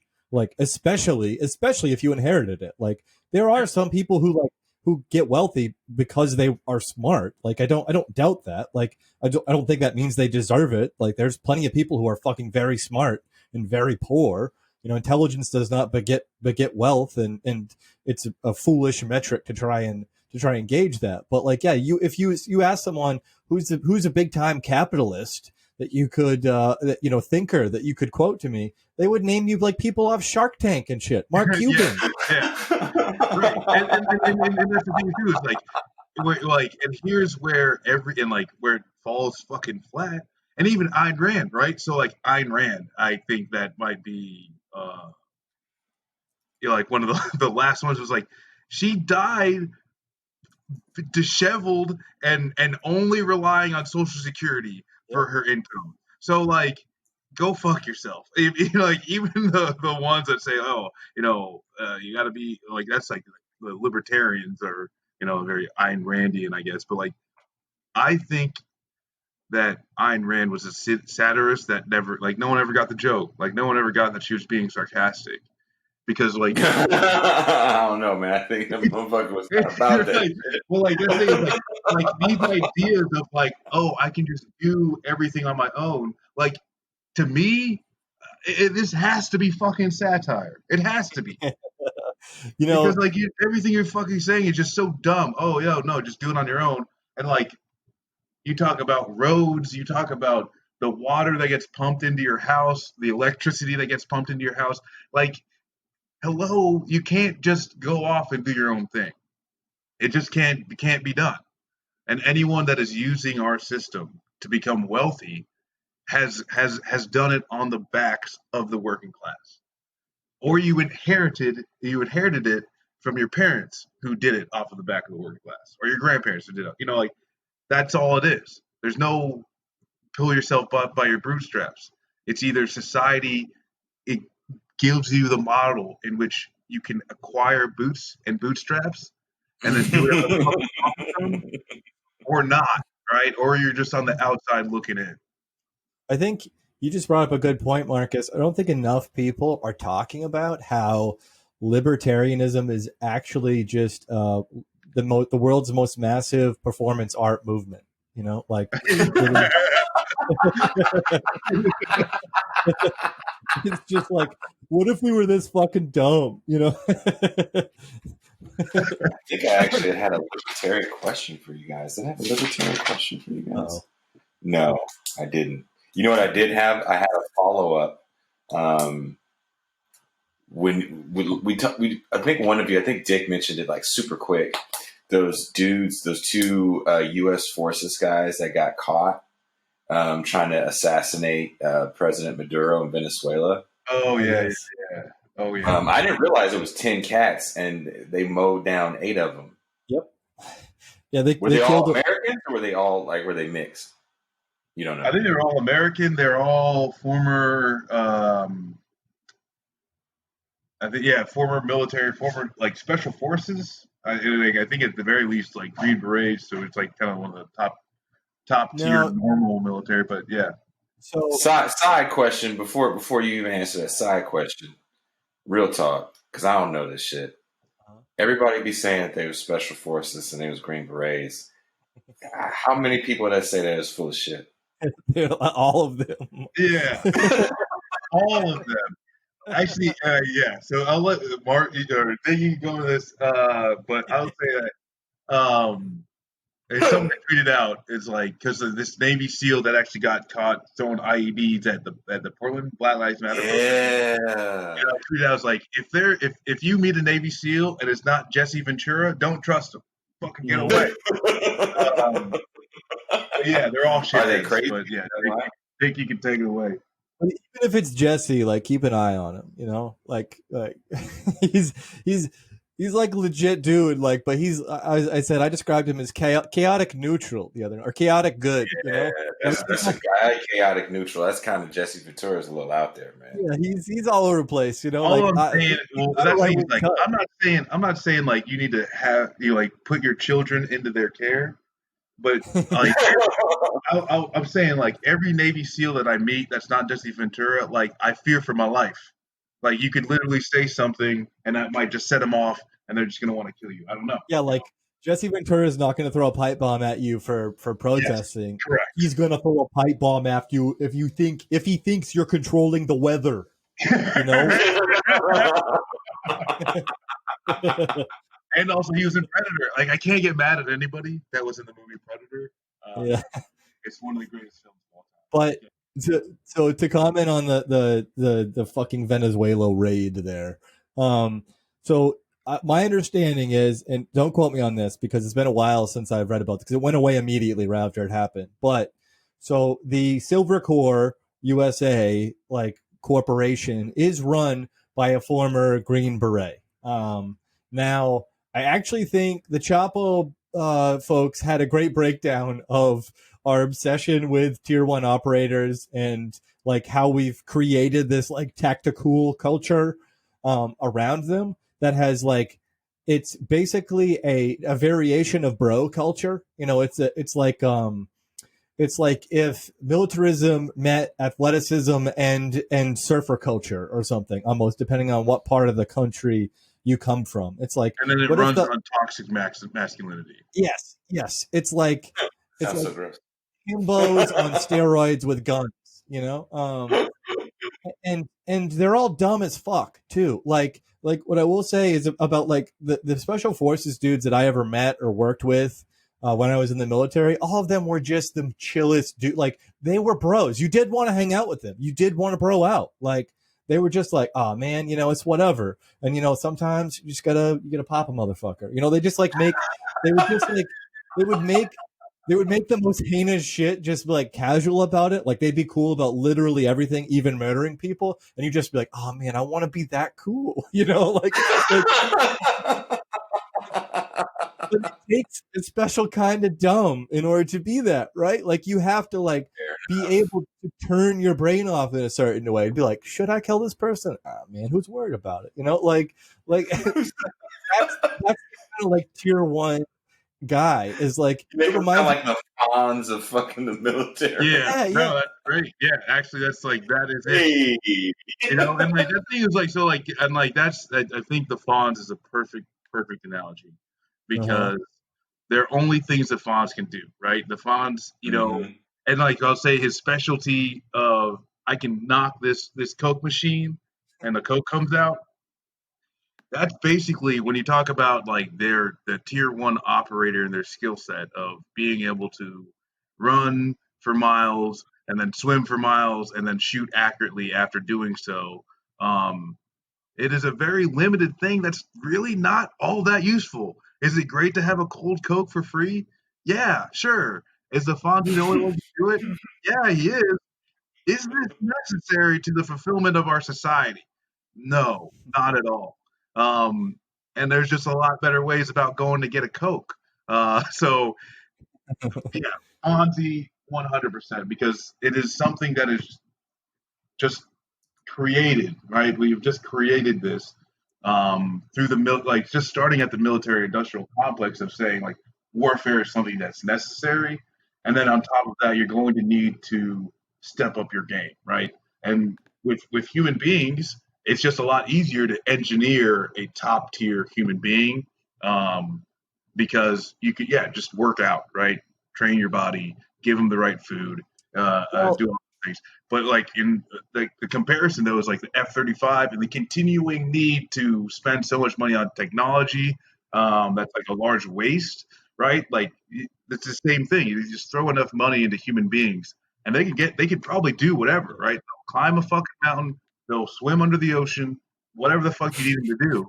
But like the big question is like, is this fucking necessary? And the answer is like, no, not at all. Not even a closest bit. So I would add a couple things to that. One, you're absolutely right about like the money thing. I would say, Marcus, I'd agree with you there. Meaning, like one SEAL team gets like more money than like, has a bigger budget than like an entire like army division. Yeah, really? Yeah. Like a fucking division. Like they have the coolest toys. Like you can do some real cool shit when you've got that much money. You got fucking like lasers and shit that people never even heard of. But I would say you're right. The money does pour into people like in order to make them like specimens, right? But they are like elite tier like athletes. A lot of them like they do. It takes a level of athleticism to be able to do some of the cool guy shit that they do, like rappelling and some of that like, crazy stuff. Like there is like an aptitude there. Yeah, there's and like that's like not everybody can play the NBA. Not everybody can do that, right? Not everybody is born with like the physical just ability to hit some of these standards. But yeah, like 100%, and like, but really at the end of the day, though, like just even getting to that is you're like that's it's a lot cheaper than oh hey we need to build an all new fucking fighter jet. That can't shoot straight, can't fly in the fucking storms. Of course, but I would also add that like I just kind of like liken it to the same thing of like this is like they are looked at like an equipment and that they're just like hey let's just pump the fucking money and training into it to make this top human being and it's really all for naught like for the individual their lives are being just utilized in a way that they could, I don't know, spend time with their families, maybe play fetch with a dog instead of killing people across the country. Right. Like instead of being Universal Soldier and shit. Yeah, and like like I grew up watching G.I. Joe and Ninja Turtles and fucking Universal Soldier, fucking Van Damme was one of them, and I went to the theater to see that to date myself. Patrick Swayze was he one of them? But anyway. No. Go ahead, Dick. Let me finish my point. So I was saying that like those guys that are incredibly athletic, like it's not only that they're incredibly athletic and that you should be impressed by some of the feats that they can achieve, like as humans. But like Marcus said, you can compare it to the NBA. But there's guys in the NBA that think the world is flat. Like. You can be a specimen and be able to achieve this stuff and be dumber than a box of fucking rocks. You are a gladiator. You are like a a warrior like for a spectacle in the NBA. But in the military, like you're a tier 1 guy is like actual elite tier operator who's a warrior for capitalism and imperialism, like that's what they're doing it for. But in that same way, so let's talk about the fucking Garrick Fernbaugh guy, the guy who threw the pipe bombs at the Portland protesters the other night. So it's hilarious, first off, that like he thought he could put on his high-tech gear, like crouch down in the woods a little bit, and like he was invisible. Like like they saw him, they're like, look, a guy. Wow. He just like threw a pipe bomb and ran. It was like, like, and they caught up to him, and he was like, "I'm not the motherfucker to fuck with, man." Like he tried to like he pushed out like immediately. It was like, "Oh fuck! I thought I was invisible. I thought I had the fucking secret optical camo on." But also like it's I compare it to the NBA in another way. Like the NBA pays real good, right? Like being a SEAL or something doesn't pay all that good, but you're such an elite tier like operator or whatever, you have access to a reputation and a network that you can parlay into a career afterwards very easily. Like that guy owns like several a thing called HVT targeting or whatever, like that is like a fucking like like a what do you call it, a bodyguard like company, which is stupid because HVT stands for high value target, so it's high value targeting target. That's weird. Yeah. No, I mean, he has like a fucking like Jesus Christ. We're done recording. I'm gonna create my own ATM machine company called Yes. ATM Machines. Yes, ATM machine targeting machines, high value. Machine target HVT. But he has another company called Red Frog, which is like a Tacta Bro like company. They put together like, here's 2 Band-Aids, and they're like tactical med kit, $150, like that kind of shit. Like you have access to that reputation that will just make chuds buy shit from you and pay you to come to their HR department and tell like Bob and Karen to get their fat asses to hide behind their desks when the active shooter comes, like that. Like that's what people will do. They'll just go start those companies. So it is becoming like now, if the joke about like if a Navy SEAL shoots someone and writes a book afterward, doesn't write a book afterwards, then did it even happen? Like does a tree fall in the forest, kind of thing. Like they are becoming the tier 1 tactical operator guys are becoming so high on their own, sucking each other's farts, that they believe they will be invisible, hiding in the woods, infiltrating the Antifas, and we're seeing the extent of that illusion be dispelled in real time. But there's so many people propping it up. Who knows if it'll actually happen or not? Well, and I think too, like you got Pete Hegseth, who's like he's like on the Fox and Friends show, and I think he was he a Green Beret? No, he was a fucking National Guard officer. See how people laugh about that shit all the time? Wow. Okay, well, I didn't know he's a pogue bitch. Yes, he's a pogue ass bitch. Damn, I didn't know that. But like that's okay, so even worse, right? Because but he's the motherfucker, and like he's out there talking about like how he doesn't wash his hands.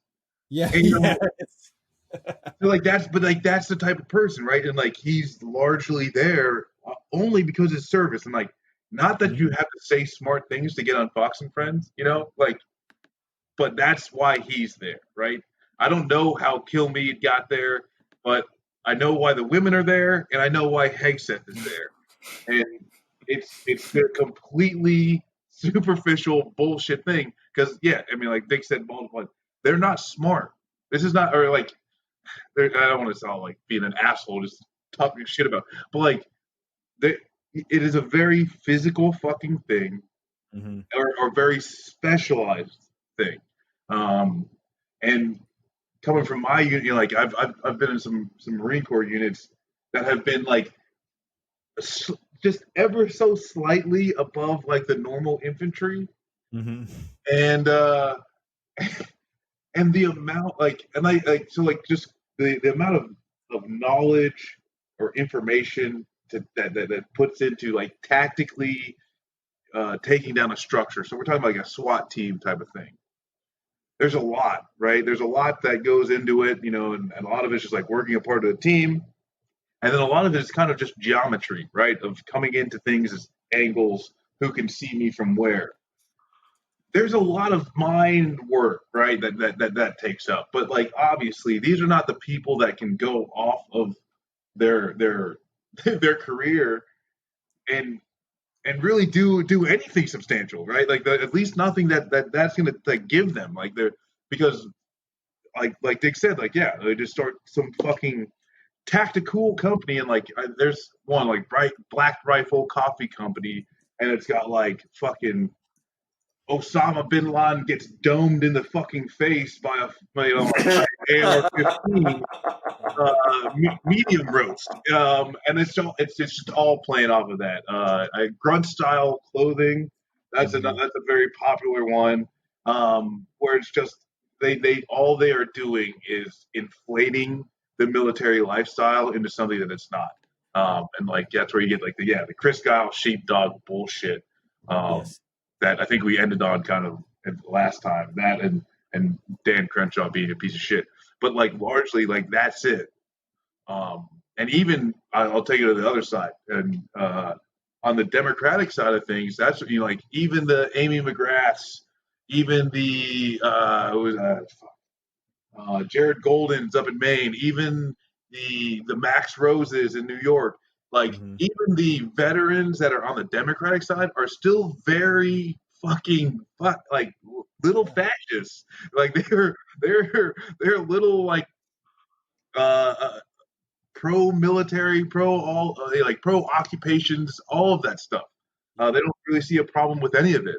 So that's what really fucking sucks is that quote unquote both sides. And I think earlier I alluded to the fact that it's like they're kind of on the same team, red and blue, it's all the same. And that's kind of where you see it, or at least another area where you see it.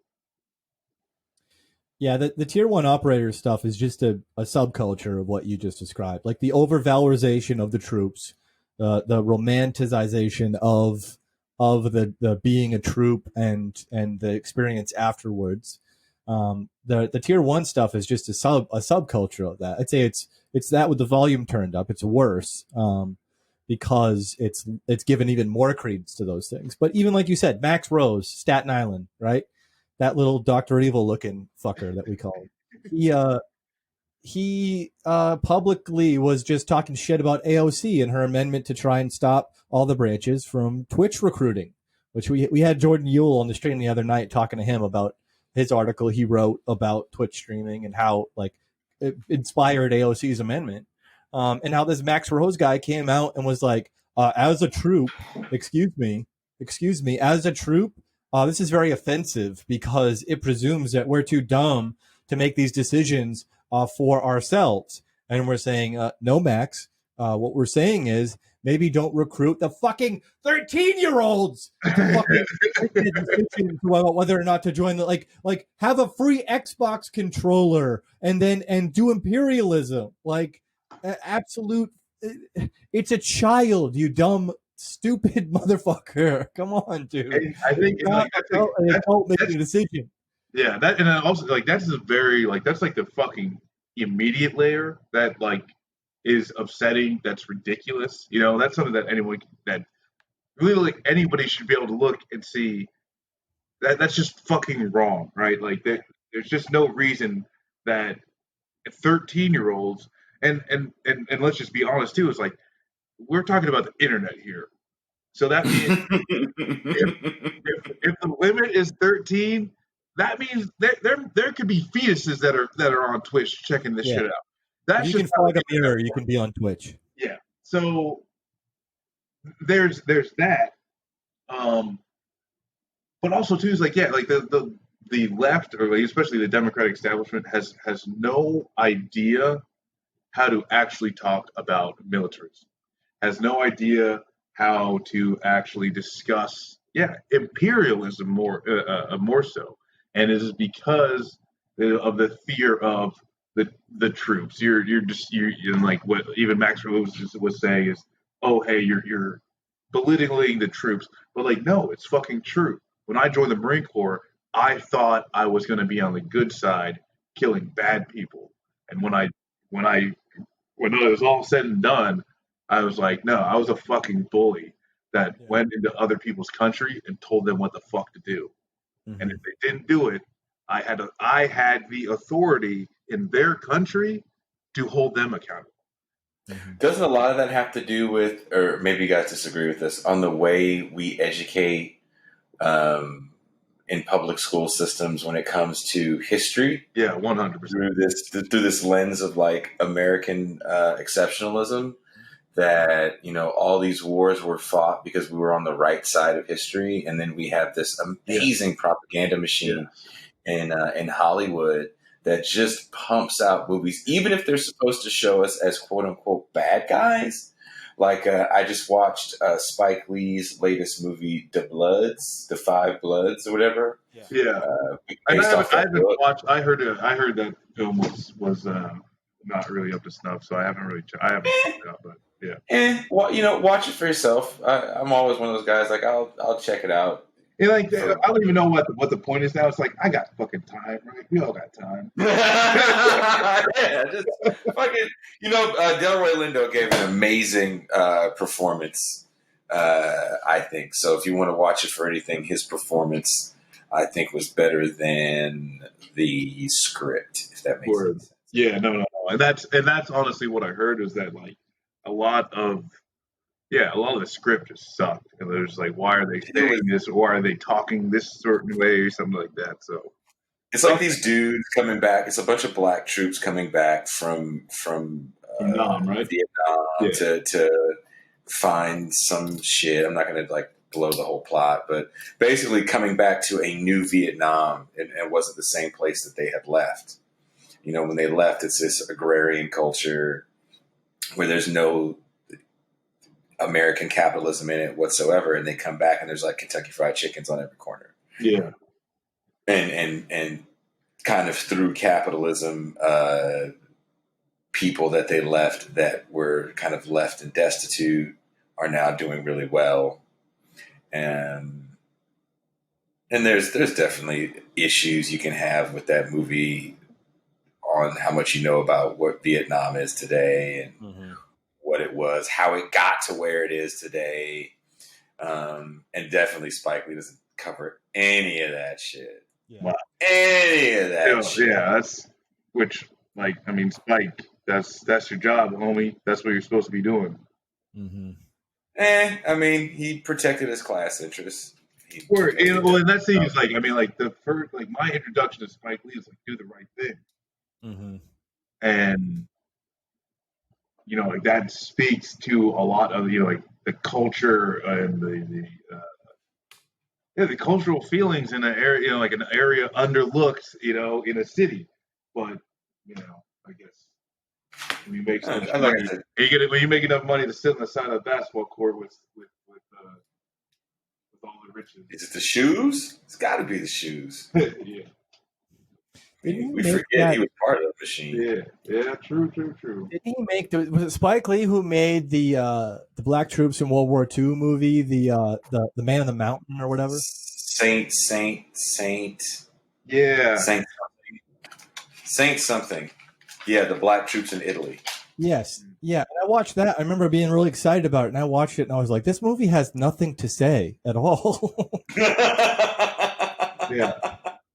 I love me some World War II cinema because I grew up in that fucking American exceptionalism, which like World War II is the last time like you could argue like legitimately that America was exceptional, I would say, you know, and like and I have problems with that even, but like I've kept propaganda up for years, so like the aesthetic of the righteous war and stuff like always was something I was looking forward to, a good storytelling of that, you know. And so I watched that movie, and I remember it just being like, I was like, oh, it's going to have something to say about race and the dynamic of World War II, and about how like actually like, you know, America wasn't all that great at that time because of the way that it was treating its troops. But like, I don't know, it just had like it didn't have much to say about race in the military. It didn't have much to say about like, I don't know. I was disappointed. I mean, maybe I should watch it. I'd wonder if even like Spike Lee is really tied into anything dealing with race in the military, or even a lot of people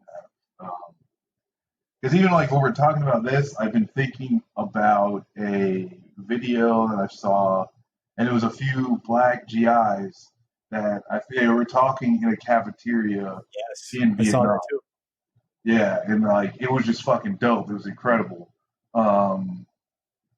Because I mean, part of it is, I think Muhammad Ali is famous for talking about this. Is like, no one in Vietnam ever called me a nigger. Yeah. I got no problem with anybody in Vietnam. And so when these black GIs, when they're talking, they're like, how is it that someone who speaks, Vietnamese knows what nigger is? How does someone that speaks Vietnamese knows that I'm a nigger, and that when I come into a business, even though they've never seen me personally before, that I'm there to cause problems? How is it that the Vietnamese know this? And obviously, we know the answer to that question, right? But that's the point. Like, even too, it's like you see, I think like Dick joked around with some of the Chapo guys on Twitter talking about like the Kandahar fucking base having, a Bennigan's at the end of the street. They can go to happy hour after a long patrol and shit. But like that's, if you go look at Japan, go look at Okinawa, Japan, where we own about 40% of the fucking earth on that island. Yeah. Go look there. What do you see? McDonald's and blah, blah, blah, and all that same shit. Because that's what we fucking do. We imperialize. We're not democratizing anything. Mm-hmm. We are imperializing everything.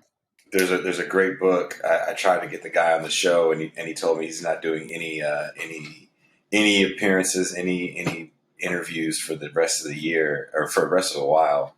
This guy wrote a book called How to Hide an Empire. I suggest checking it out. It basically starts, he has a picture of FDR's speech after Pearl Harbor. And in the speech, FDR crosses out the Philippines hella times. And Guam. Because Philippines got hit harder than Pearl Harbor. Mm-hmm. Yeah. And Guam, because they were closer. Yeah. Mm-hmm. And we had more American casualties in the Philippines than Guam. Those were American territories at the time. Mm-hmm. And it starts off him kind of going into why that happened. And then he just kind of goes back to the history of empire and the way we look at the map. And the cover of the book is a map of U.S. territories that we never think about. Yeah.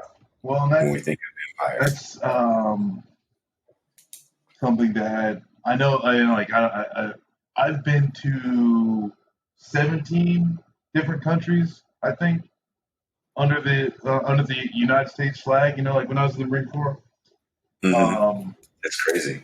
A good amount. We're just kind of like these like Liberty ports. Like we're like on a Navy ship, and you get to stop. like in a friendly country, get off, have a few drinks. But, some of those territories have, American installations on them. I think we've got somewhere around, is it 600 bases? I think it's over 7. Oh, yeah. So, and I think it's like there's I think between like 197 to 200 recognized countries in the world. And we are in about 150 of that. Mm-hmm. So yeah, it's like when you talk about empire, we are that. Like there's no other way to say it. That the whole world has agreed with embassies that there can be a little piece of a sovereign foreign nation in your country. When it comes to U.S. military bases, almost every country on the nation just has to capitulate to having our military live have a completely little sovereign military base in their nations, and that's where there is no swap, right? We get to have an embassy in Russia. Russia has an embassy here, but like UK doesn't have any military bases here. We've got bases there. Germany doesn't have any bases here. We've got bases there. France, fucking Spain, Japan. Like we are Japan's military force. So yeah, when we talk about empire, we are that. And we've done it better than anybody else. And we've sold the lie that we're not that, at least to our own people. Which is crazy because you think about what happened, was it last year, where they were occupying the Venezuelan embassy. There was like journalists and activists occupying the embassy, and they shut the power off, the fucking water off to the embassy. They were shooting at the Uber drivers and the DoorDash people, dropping off food to them. Like, it was nuts the way we treated these cats. Just and they weren't doing anything other than be like, hey, can you please not try to assassinate or overthrow the Venezuelan government and let the people in Venezuela decide what they want to do with their own government. And that's where things, for me, like, it's even difficult to have some conversations regarding foreign policy, because Americans, on the large part, have either just been lied to, or they just don't know, or they're ignorant to the actual truth. Because when you talk about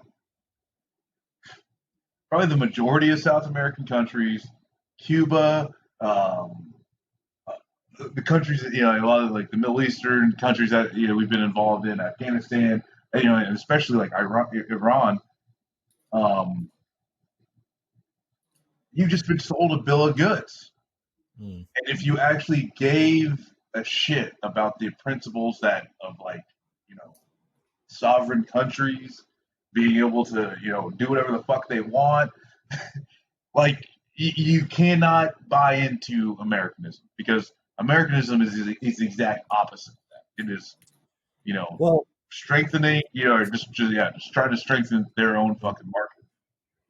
If I could add to that too, like, Americanism isn't like obviously a lot of the way our politics practices it plays itself out is completely immoral, right? But we've the bill of goods, the false bill of goods that we're sold is that it is distinctly moral. If we're doing it, it must be moral because we are the ultimate exception to the rule about moralism in politics, right? But the way you see that, if you genuinely look at some of the terrible, indefensible things that we've done, I mean, I would argue it's amoral because we have politics of convenience. So in terms of our imperialism, like, a lot of the world has been complicit in that imperialism for whatever reason, because for convenient reasons. Like, we would support their dictatorship or whatever if they let us have the base there.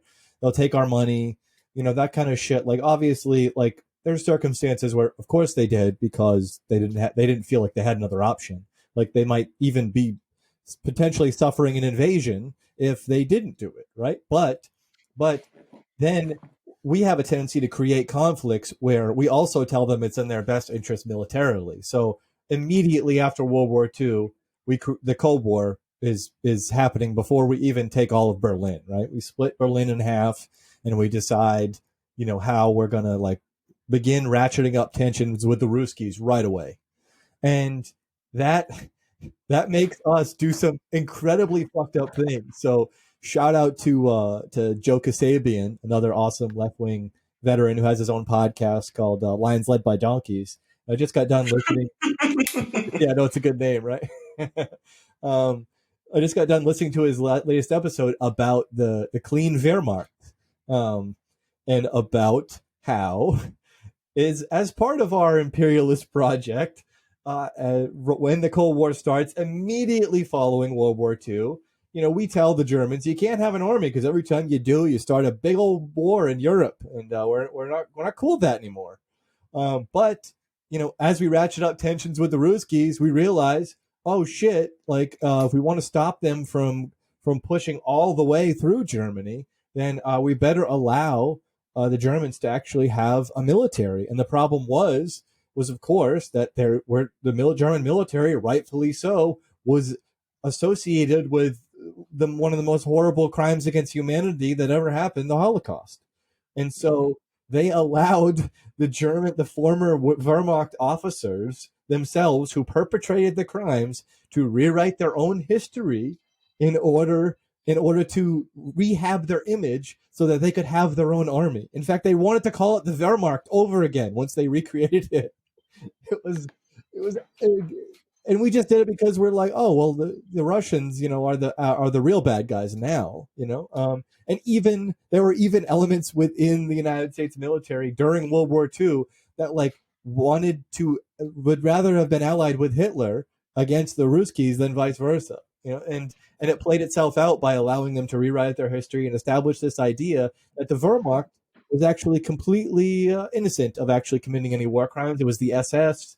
It was these other terrible people who did the Holocaust. So that's how our empire plays itself out. As we tell people, that we're moral, but we'll immediately change our tune about who the enemy is. Like Orwell wrote, like we've always been at war with Oceania or whatever. In 1984, just one day to the next, you just switch who the enemy is, and not only that, but like you will create conflicts where you will strike fear into a nation that you can bully and say, listen, the Reds are coming across your border any day. You sure you don't want us to put a base in? We can help prevent that, and we'll be here for the next fucking century,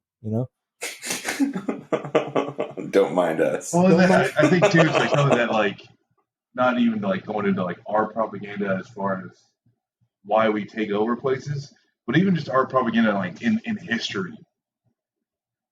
We think that the U.S. came in and like saved the world in World War II.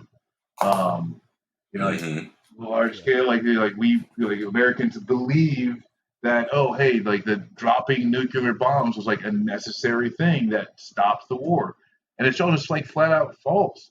Like the one like there's one country that did the majority of Nazi killing, and it's not the U.S. It was Russia. There's one country that did the majority of the effort for the Allies, and that's Russia. It was I'm sorry if if there's anybody listening that's gonna freak out, it's Russia. And just look at the numbers. Like whether you want to say how many Nazis killed by a country, Russia wins. How many people died killing Nazis, Russia wins. And it's not even close, because a lot of times when they were in the meat of fighting Nazis, we were shoring up our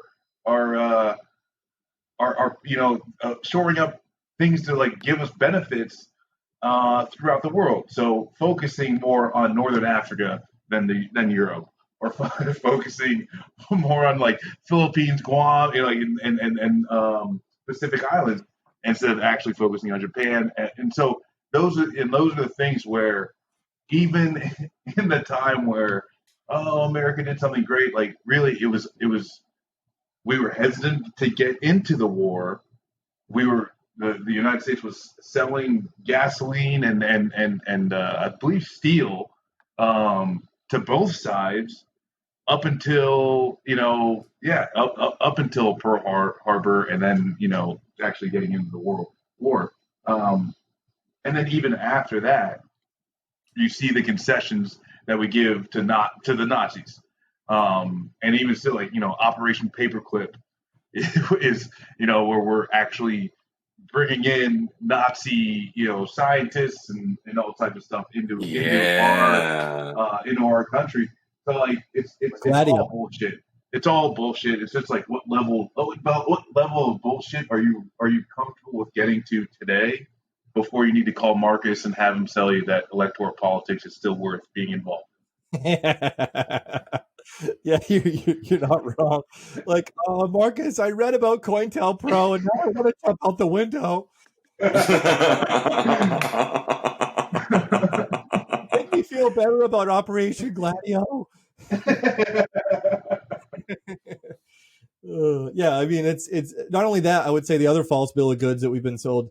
You just talked about, like, we get the credit for taking down the Nazis, but we also talk about, like, the great suffering that we encountered at the hands of the Japanese at Pearl Harbor. Like a military sneak attack against the military.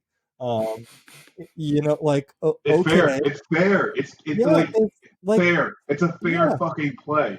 Yeah, like, we firebombed Dresden and we nuked 2 Japanese cities, and the Japanese were conducting a genocide in China for a year or long. Don't quote me on the timeline there, but for a while, like, prior to, like, bombing us at Pearl Harbor, they killed millions of people in China. They slaughtered, they razed cities to the ground, like. And we're going to be like, I can't believe they killed those nice sailors down in Honolulu. Is there a movie that hits home like the movie Pearl Harbor for what happened in Hiroshima and Nagasaki? Because I can't think of one. Well, I mean, it definitely doesn't exist in, like, in the United States pop culture. I know there's apparently, like, some movies that were either greenlit or, like, produced or something by the Roosevelt administration, some super pro-propaganda movies, so the bombing would go over well. Mm-hmm. Yeah, I can't remember what movies. I mean, if you look into Truman and, kind of like the decision-making process in dropping the bombs, it's kind of like the writing's on the wall. It's not like conspiracy or any of that shit. There are many of the scientists that came up with it, like, they'd written letters, they had tried to say, like, we should not be doing this. Mm-hmm. The military community was not all, all on board as well. This is something that did not need to be done, and especially did not need to be done twice. Looking like at the tactics, Japan was always more fearful of Russia, in Russia going after their strongholds in China than they ever were of the U.S. getting involved. Like, trying to even, like, attack their home. Like the actually mainland island. And so, yeah, it's all horseshit, and, like, really, it's like, it's hard because I think most Americans, it's just like you want to believe, right? You want to believe you're on the good side, and just by sheer virtue of being born in the United States, you have some sort of, like, moral good that's also placed on your soul. But the real answer is just like, it's just not true. Like, largely the suffering en masse in the world, I'd say large part can be attributed to the decisions that this country has made. Mm-hmm. So if it's going to change, if we're gonna be able to talk ourselves off the ledge and actually get involved, you just gotta recognize it. Like, I was lied to. And I think, that's how it's easy for me to believe, like, okay, I was just lied to as far as, like, the American propaganda, because I had to come through that, and, like, we all did, like, left flank veterans, we all had to come to a come to Jeebus moment of just saying, like, what I believed once was wrong, and what I did because of those beliefs were also wrong. And does that mean I'm a bad person? No. Does that mean I need to go, do I need to, die by suicide because no. However, I do need to recognize, what I was a part of, and I need to make steps to change it. If 50%, if half of Americans could get to there in an honest way, right? You're, like, actually looking at, like, what happened. This country would change irreparably. We wouldn't need a general strike if we had a half-scale educational revolution. And that's what I'm rooting for. But, unfortunately, in the era of COVID, that shit seems like it's almost impossible. Distance learning and all this other shit that poor kids have to go through. My kids have to go through. Can't even teach them fucking addition and subtraction right now. Are you kidding me? Yeah. General strike it is. I'm just imagining the teacher, like, at her wit's end, being like, looking into the webcam, like, everything you know is a lie about your country.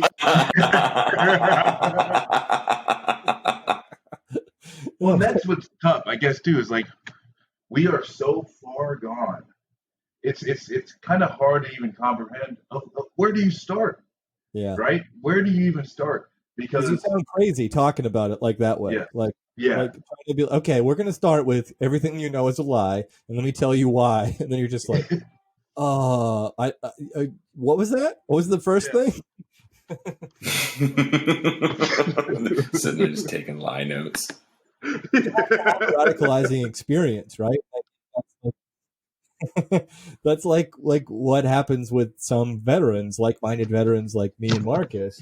But it's a really hard transition to go through. Like the transition Marcus described a minute ago is traumatic. You know, like we have many friends that we served with that will never go through that because they aren't willing to face the idea that what we bled and cried and died for, like all the sweat and effort that we expelled, all the lives that were lost, it had to have meant something. And if it means nothing, there it would break them, you know. And so that is how they hold themselves together. I mean, they're broken in other ways, a lot of them, because they're not seeking treatment for whatever their trauma is, which is a whole separate issue.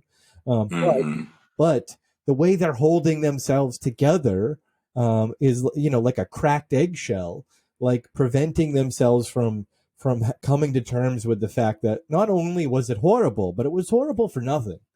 It was horrible for entirely avoidable reasons. It was horrible because the things that you believed in, the whole mythos that you had bought into for the longest time is a false bill of goods. And coming to terms with that, like that's why you see a lot of guys who just they double down.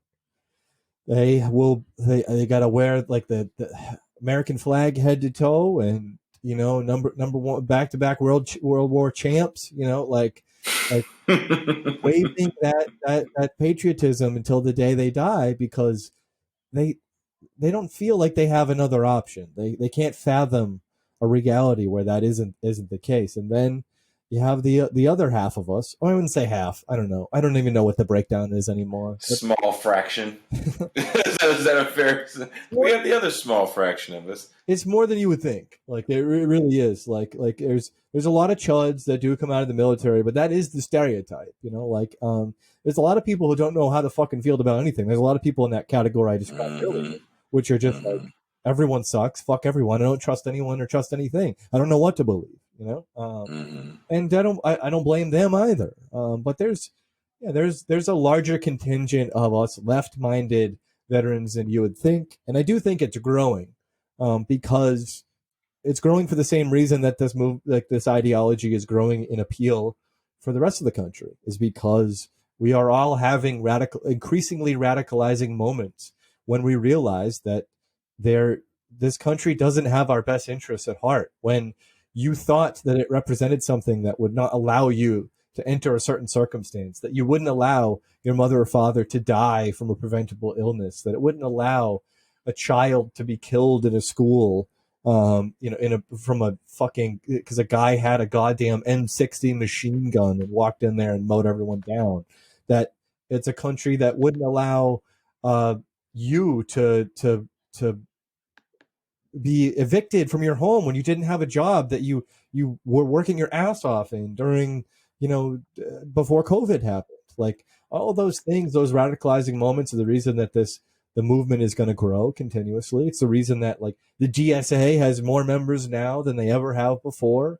They probably hit 100,000 members before the year is over. That's going to keep growing, and veterans are not any less or more inclined, I think, than anyone else. It's just another subgroup of people, you know. Marcus has left the building. We lost. Much like Elvis. I think I accidentally hit mute. Am I here? All right, my bad. There you go. No, I was gonna say. I think there is kind of a political ideology to veterans, and it's more of like independent stripe, where you can kind of even take to both, like, you know, like a Bernie Sanders type candidate, and also a Donald Trump type candidate, because both of them, at least like in 2016, anti-establishment kind of guy. Anti-establishment, right? And like, you're not going to find any more anti-establishment person than someone that's just walking off of the base for the last time. Interesting. It's not so much about like, oh, this is my political ideology. It's more so like, I know that the government sucks, and for Bernie Sanders, a change in government is the answer, right? But and obviously for more of like the conservative, like right wing populism, they say, oh, less government, right? Less regulations, less everything. But either way, that distrust in the current government, the distrust in the current establishment, is something that most veterans are going to have. Why? Because they're government employees that work for people who probably suck, and like that's just it. Like, you're gonna have that anti-establishment feel. How that comes to fruition can be left or right leaning. Well, with that being said, thank you guys for coming back and talking to me for another ridiculous amount of hours. It's a good time, man. That's why we keep coming back. Yeah. I'm going to keep having you back. You thought I was bullshitting. Well, we, like Marcus said, unfortunately, we have plenty of time on our hands now. And I have better recording equipment now too. I have a like legit microphone, and I'm not yelling at you from my phone and like getting feedback into it and muting. I noticed that. I hella noticed that right away, that everybody sounded a little clearer, as if they went on Amazon and got a podcasting microphone. I went to my local podcasting for you shop. All locally sourced, so like locally sourced. Yeah. I actually picked mine right from the tree. There's a beautiful microphone. There's a podcast field near me. It's got some pretty good ones. It wasn't fully ripe, but I plucked it off the branch anyways, and decided I was going to use this one. I have an artisanal podcast, Mike. Organic. Totally organic. You guys are ridiculous. All right, thank y'all. This way. Don't hang up. I'm gonna play some music. Don't hang up. All right.